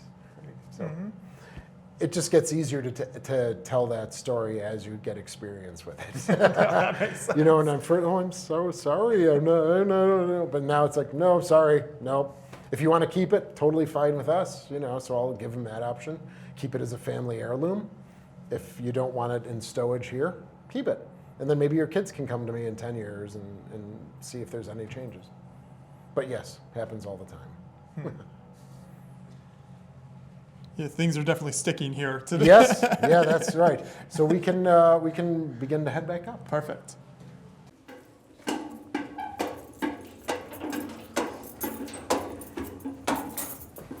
Are these colors and lines significant to the ship, or was this added for tour routes and things? The yellow is added for tour routes. The red are like the fire escapes. Okay.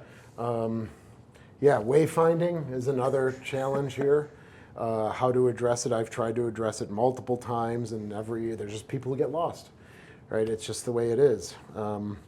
610 feet and 9 inches, right? So that's the length of this. The Sullivan's doesn't even have our lines anymore because just the sinking and stuff that we had, we just have let them off, kept them off. But again, we always try and work in the wintertime to try and change things around, or is it better done this way, that way? Then I just have a lot of decisions to make. Yeah.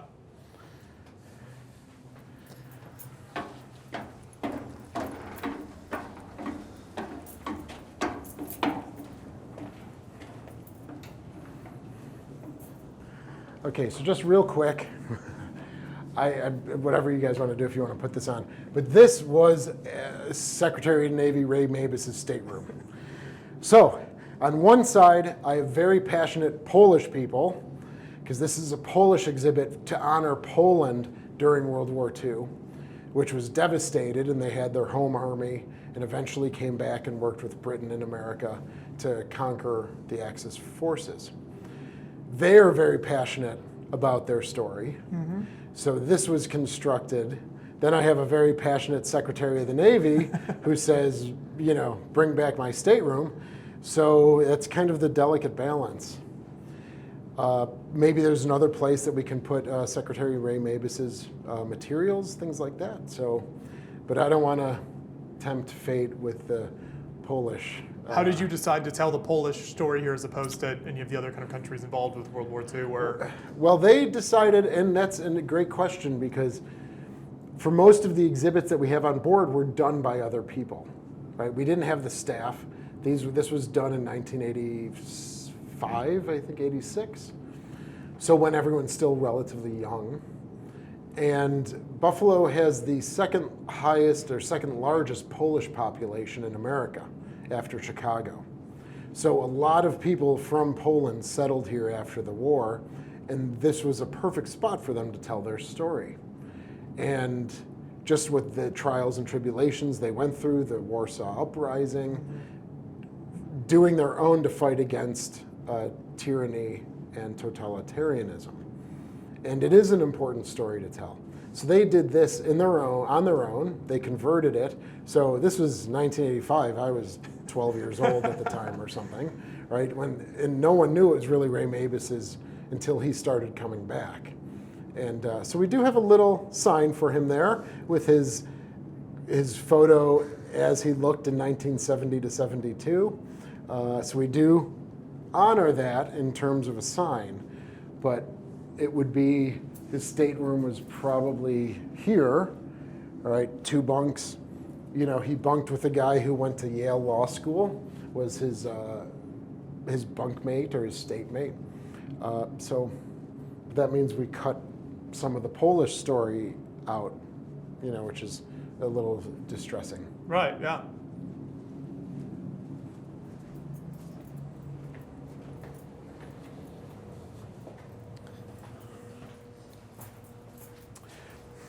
So if we were down below, just on the deck that we just came up, the barbette would have been here, just like it was as we were going around the dental office.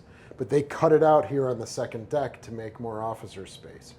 If you look down here, this is the tube that is now for the 5-inch, but it was the interior tube where those hoists went up that I was just showing you in the 6-inch. Yes. So they would have come all the way up through this 5-inch internal barbette, continued all the way up. But for the 5-inch, they just needed the 2 hoists. So this now looks more like what's on the Sullivans, right? This leads to the starboard or the right barrel. The one right here that you'll see in a minute leads to the port side, the left side barrel, right? And then to cut it out, now you're having stateroom, officer's barber shop, staterooms over here, staterooms over here. And you could not have had those if you had the big barbette here.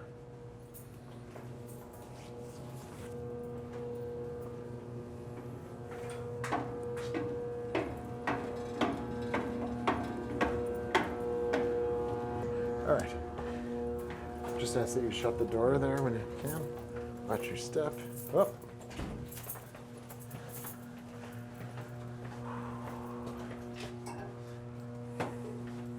And we're going to head right into this room as well. No, you're good. You're good. You're good. Actually, yeah, there you go. Okay, you talk about command and control. You are talking about the Admiral's quarters. So this is where the Admiral would be when the ship was at port, or if he had a conference that he wanted to meet with people. So as I mentioned, a lot of dignitaries would come on board. He would bring together the belligerents, whether it's Jordan, Greece, Turkey, Israel, and he would try to diffuse any potential conflict. And then, of course, that's the carrot side. The stick is, you see those missiles on the back, right? Nuclear capable. I could launch those, and in 5 minutes, you're decimated. So it's carrot stick diplomacy that he would use here. He would also have dinners here. Grace Kelly was on board, who was a famous, she was the Princess of Monaco. But she was also a film star, Right, an yeah. American film star. So she came aboard twice for dinners, and Sophia Loren was on board. Harry Truman came aboard after his presidency. Kirk Douglas was on board. I don't know what he was doing, but he was on board. You know, so, and then also the presidents or their representatives of Mediterranean or Atlantic countries. And so this would be done here. He has his own kitchen, so there's the fourth galley, right? Enlisted, CPOs, officers, admirals. He had his own bed, and he had his own head here, as you can see, and then just the little conference areas, right? And this became a communication space. So when the Admiral was on board, was he involved with the actual running of this particular ship? No. Or he just kind of meetings and Yes. diplomacy? He left that to the captain, Okay. right? He would give the captain and the whole fleet an order, but then he would just step away and just let the captain manage the ship. Just, you know, which makes sense, right? Chain of command. You don't want to step on the CO's Sure. toes here. But this was where a lot of negotiations took place. And then as we head up, they become admirals, the flag spaces, things like that, and we'll see that.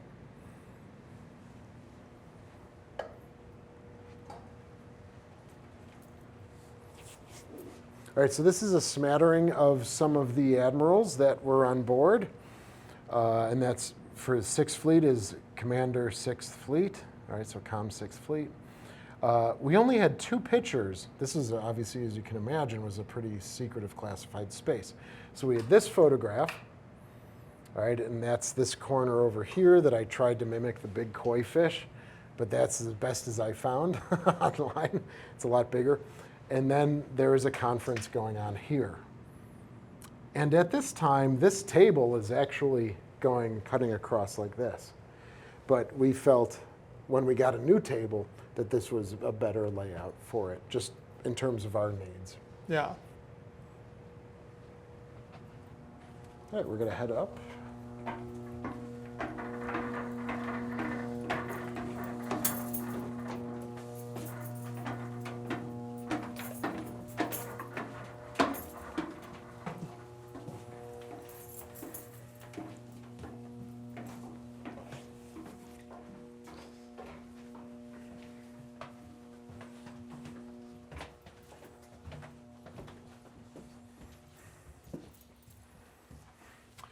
So this was the flag bridge on board. This is where he would control the fleet from. It's actually almost as sparse as it looks here. This was really just a communication space to talk to the fleet. It wasn't like if you watch a movie and there's all the dark lights and Yeah. the blips and the buzzing and the beeping. At this time, it was just a communication space. He would relay a message, and then his staff would forward it on. We work very closely with the 6th Fleet of Villefranche-sur-Mer in France. And that was the home port of the 6th Fleet for many years, even before it was the 6th Fleet, going back to the 1880s. In 1967, Charles de Gaulle, the president, I think he was the president of France at the time, got mad at the United States during NATO, as a NATO member. And they demanded that all U.S. forces leave France. And so we lost the home port of Villefranche-sur-Mer in 67, and it became Gaeta, Italy, from 68, I think, to today. But we are close with the Villefranche-sur-Mer Association of the 6th Fleet, and they asked us to put up a history of the U.S. and fleets in the Mediterranean. And so that's what this is a large exhibit, and we don't have that much space. So I know I'm cutting off a few things here, but it tells the story of, the relationship between the U.S. and the Villefranche-sur-Mer, which was the home port at the time. I mean, yeah, you always have to remember with all of these ships and these fleets, they needed somewhere to base out of and somewhere to stop. So you had to have that relationship there. Yes. Yeah, that's really interesting. And this is where dependents would live in the home port, right, of another in the Mediterranean. So they're going to schools, their wives are living there, because you're coming back to the home port quite frequently. So instead of them traveling with you to all these different areas.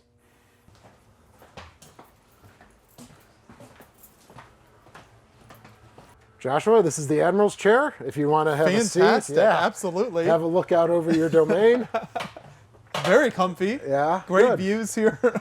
It's been reupholstered once or twice in '76, but he had a chair on both sides, and he can just watch the fleet or watch the ship or watch exercises from here. So it's always good to be the king, so to speak, yes. And that gives him the sole right to sit in that chair. How much time would he have typically actually spent here? Was this just every once in a while? Every once in a while, okay. Yes, depending on what was going on around you and outside. And all of these windows at the time would have opened. All right, so you get a nice breeze coming in, you get some clearness. And then, of course, you had your staff around you and lookouts and things like that. But the extended bridge itself, again, kind of sparse for the Admiral, but it was mainly a telecommunication. Because they're on the ship, who's actually still controlling the ship is the commanding officer. So he needs all of the bells and whistles up with him. Mm-hmm. You know, the rudder indicators, the radar, the repeaters, because he's managing the ship. So when we go to the extended bridge up top, you'll see all of that stuff come back into play. But here, again, it's mostly communications and command.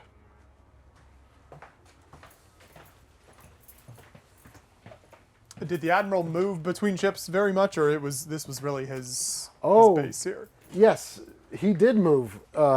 So he would cross deck from, say the USS Little Rock had to come back to America, right, for an overhaul, or the whole cruise is over, which would be 8, 9, 10 months. Now the ship has to go back to America. So what is the Admiral going to do? They designate another flagship, and then he crosses deck. All of his staff goes with him. They raise the flag on that ship, and there you go. Pretty seamless. Yeah. So in the total 16 years from 60 to 76 of the second life of the Little Rock, she spent about 9.5 of those years as the flagship. So there were plenty of times where she wasn't. Mm-hmm. The reason for, the reason for these being flagships, usually if you think of a flagship, why not the biggest ship available, right? The most impressive. The most impressive, yeah. Right? Battleship or an aircraft carrier. Well, because we carried the farthest ranging weapons platform, the Talos, we carried the farthest reaching radar. And so that gave the flag the most farthest reaching and accurate information possible. Aircraft carriers wouldn't carry this type of radar, but they had the planes to take off and Strategic Air Command, working in partnership, CAPs at that time, right, Combat Air Patrols at that time. So their radar wasn't as far-reaching as ours. So that's why these were chosen as flagships, because they're carrying the farthest-reaching missile. Makes sense. Weapons platform, yeah.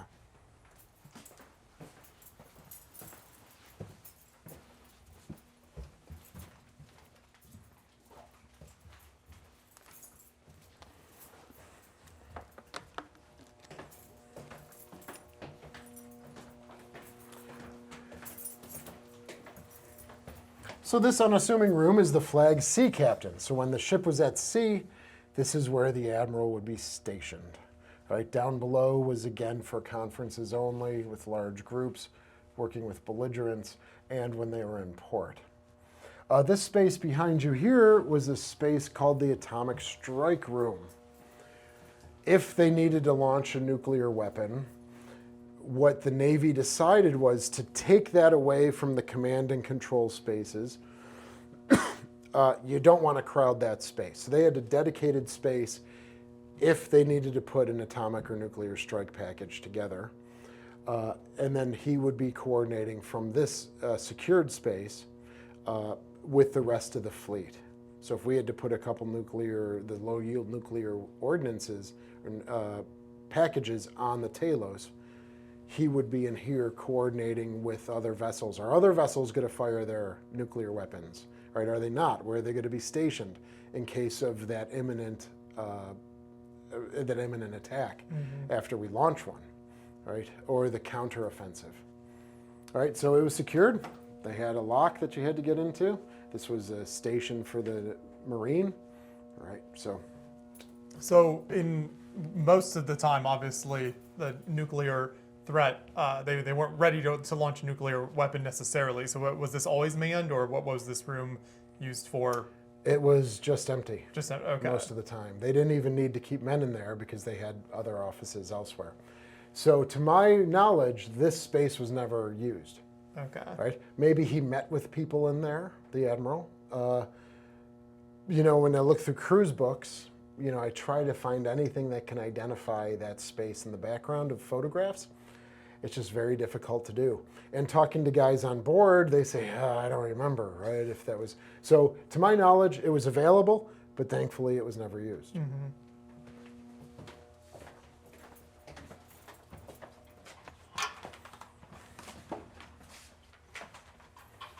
All right, now continuing on the second deck, these are spaces again for the flag officers.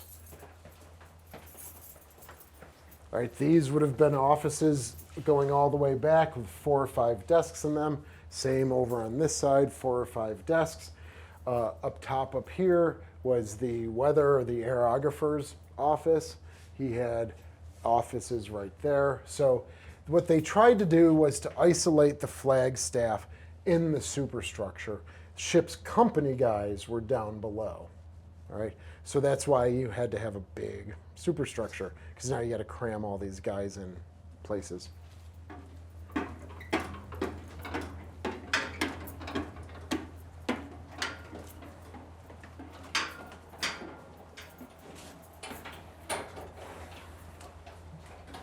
Most people disagree with me, Joshua, but this is one of the coolest spaces to me on board.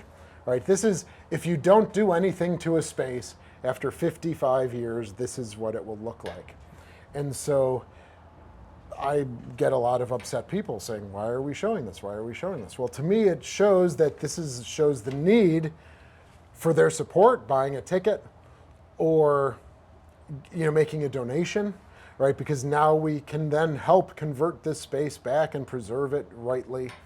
But for now, we like to show it. If you just shut the door, 55 years later, this is what it's going to look like. Yeah, absolutely. No, I think that's fascinating. It's so important to help people understand the amount of work that you and the whole team, everyone involved here does, volunteers and everyone, to just keep these ships afloat. You got it. You Yeah, absolutely that's have amazing.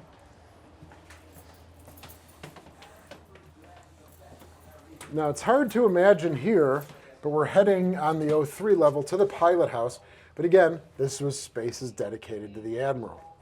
So this whole area, which is now an 82nd Airborne exhibit, was a closed, secured space, as evidenced by these 2 buttons here. So if you're in there and you're locked in and you're talking about classified or cryptic, cryptology and messages, right, you have the red light on, which means no one is able to enter or leave. When it becomes sanitized and everything's been put away and locked under a lock and key, then you can turn the white light on, and now you can have a more free flow of people in and out. Locked cabinets again with the combo lock. All right.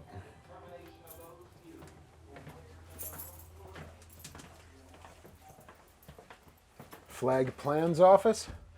So this space would have had, his maps and cartography in here and plans. When you have one admiral going to another admiral, they have to review everything that other admiral did before they took over. Kind of like a president, right? You usually get a briefing from the prior president. And so that's what this space held. Now this is the captain's, lights out, sorry about that. This is the captain's at sea cabin.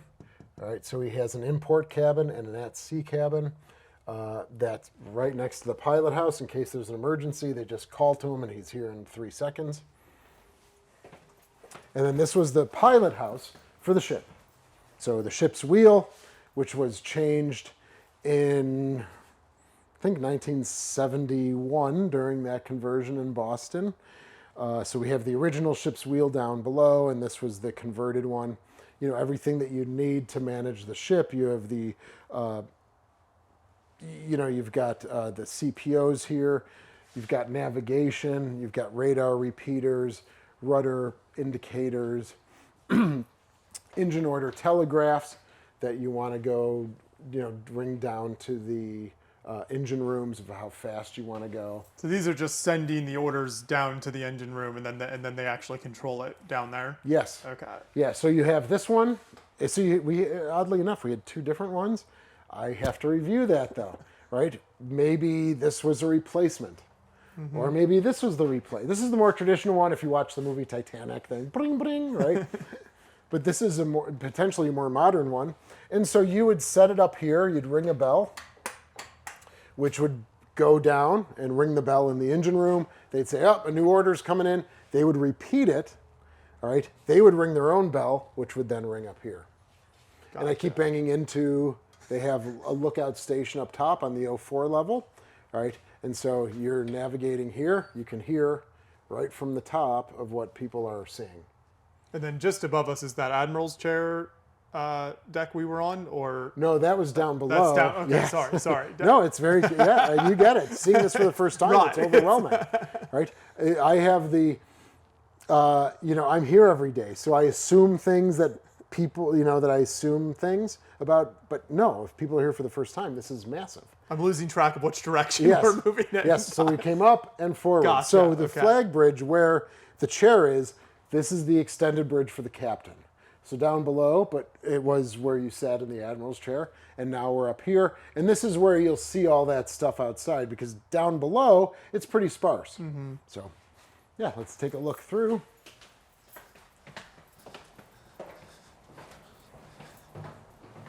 So please, you can have a seat in the captain's chair. It's making the rounds. Yes. So just like the Admiral, this is where the captain would sit, have a view of everything. He'd have lookouts with him over there, making sure that there's no threats coming.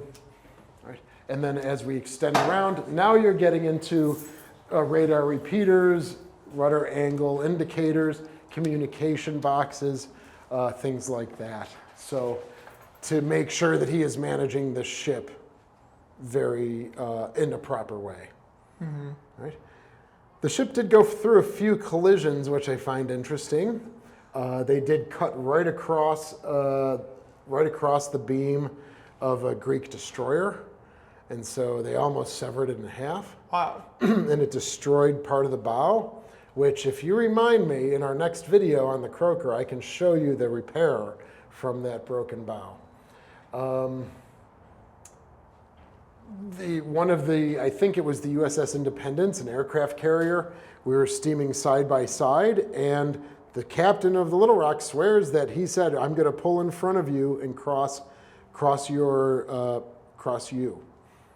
I guess that message didn't get relayed, so they connected on the back. And there's photographs of the Independence getting closer and closer, and now you see everyone running and things like that. But oddly enough, it was just a tap. Like they didn't slice into the hull or anything like that. But it's interesting. So there'll always, not always, but many times it's so concentrated and there's so complex orders coming that sometimes, there will be collisions, things like that. So you do your best.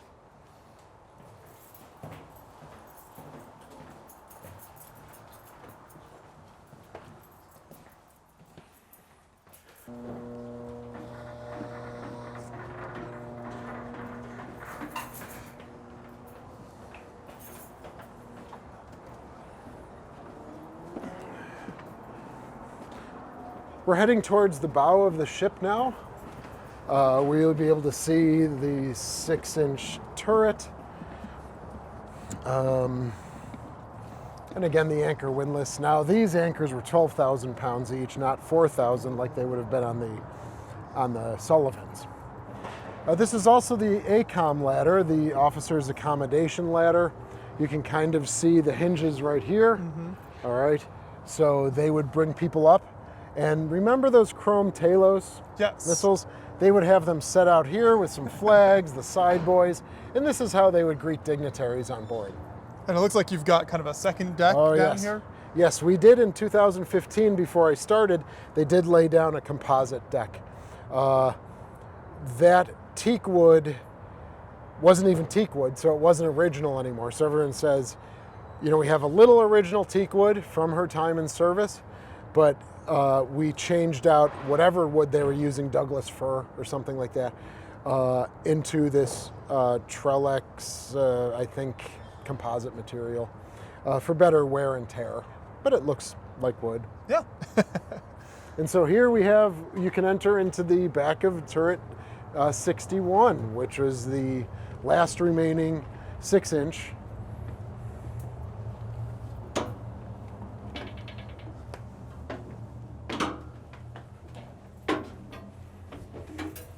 So here you'll see kind of the command spaces here. All right, so the officers would be back here.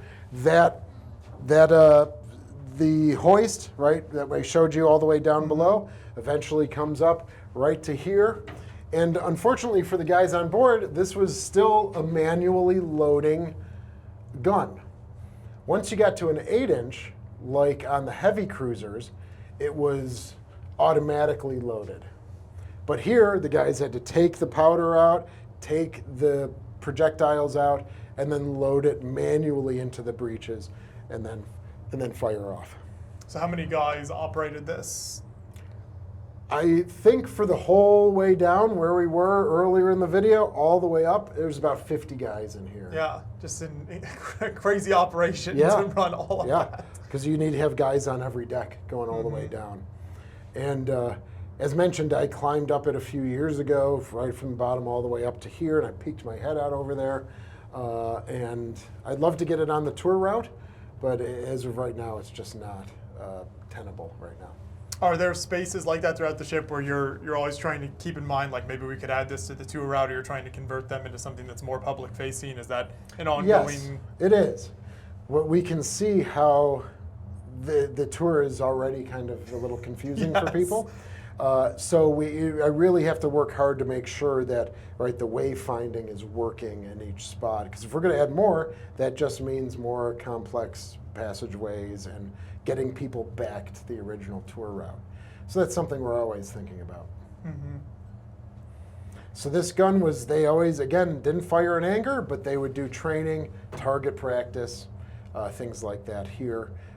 And I can't tell you how many shells they fired. People ask me that, how many did they fire in their service life? Well, from World War II, because this again is original World War II, who knows? 4,000 rounds, 5,000 rounds, I have no idea. I just don't know. But the one of the periscopes still works, so let's see.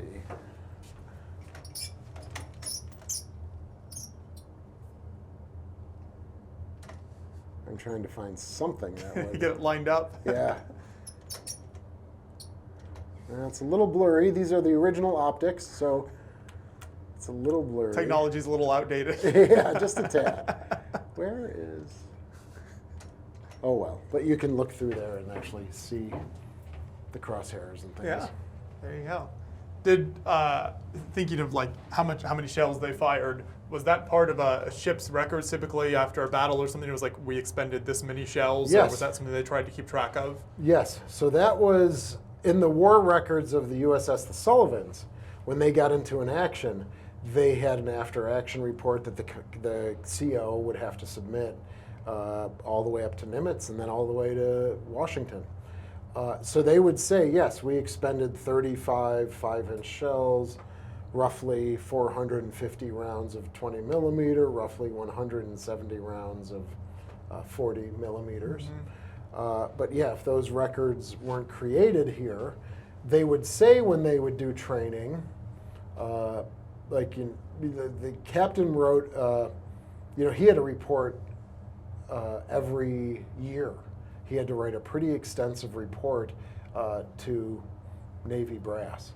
And then he would say, oh, target practice on these days, but he might not list how many shells were actually fired or how many projectiles were actually fired. But for the Sullivans and for the Croker, the submarine, she did have war sinkings as well, so that's much more detailed.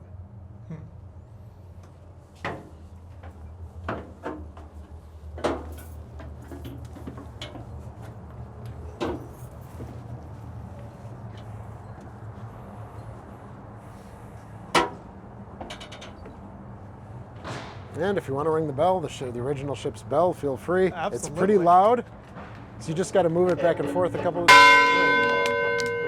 That's very loud. Yeah. Wow. Fantastic.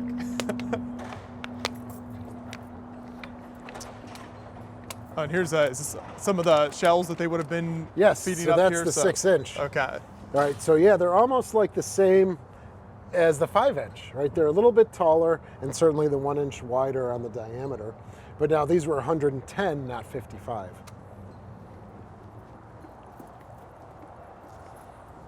And then here's what they call the business end, right? This is a nice shot. People love to take photos in front of the barrels here, and it's you know, it is nice. Now, certainly if you go to a battleship, forget it. The battleship turret is wider than the ship. Right. Right? So that's also quite dramatic to see in person. But this is, it's a beautiful turret, beautiful gun.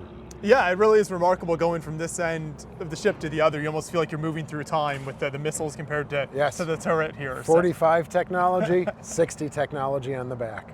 Very true. I like how you described that. Yeah. Well, this is a fascinating tour here. So thank Yeah. you so much for taking us through. Again, just a really, really unique ship here. So for people who are interested in learning more about the Buffalo Naval Park and this ship in particular and trying to visit, where are you guys kind of most active online? Where can they check all that out? Sure, well, you can check out our YouTube channel at Buffalo Naval Park. Certainly our website has information about events and ticketing information. And we're on Instagram and Facebook, things like that. So like, subscribe, you know, Absolutely, thumbs up, always. you know, all that stuff. Absolutely. So, but yeah, thank you. This is, you know, very disparate ships here with very different stories, even though they worked at the same time. They all had different duties. Yeah. So we'll make sure to have a link to the website in the description of this video. So for everyone watching, make sure you click that and check them out online, but nothing beats the experience of coming here to Buffalo and walking these ships in person. So highly, highly recommend the experience of walking around here and exploring these on your own. Thanks so much for watching.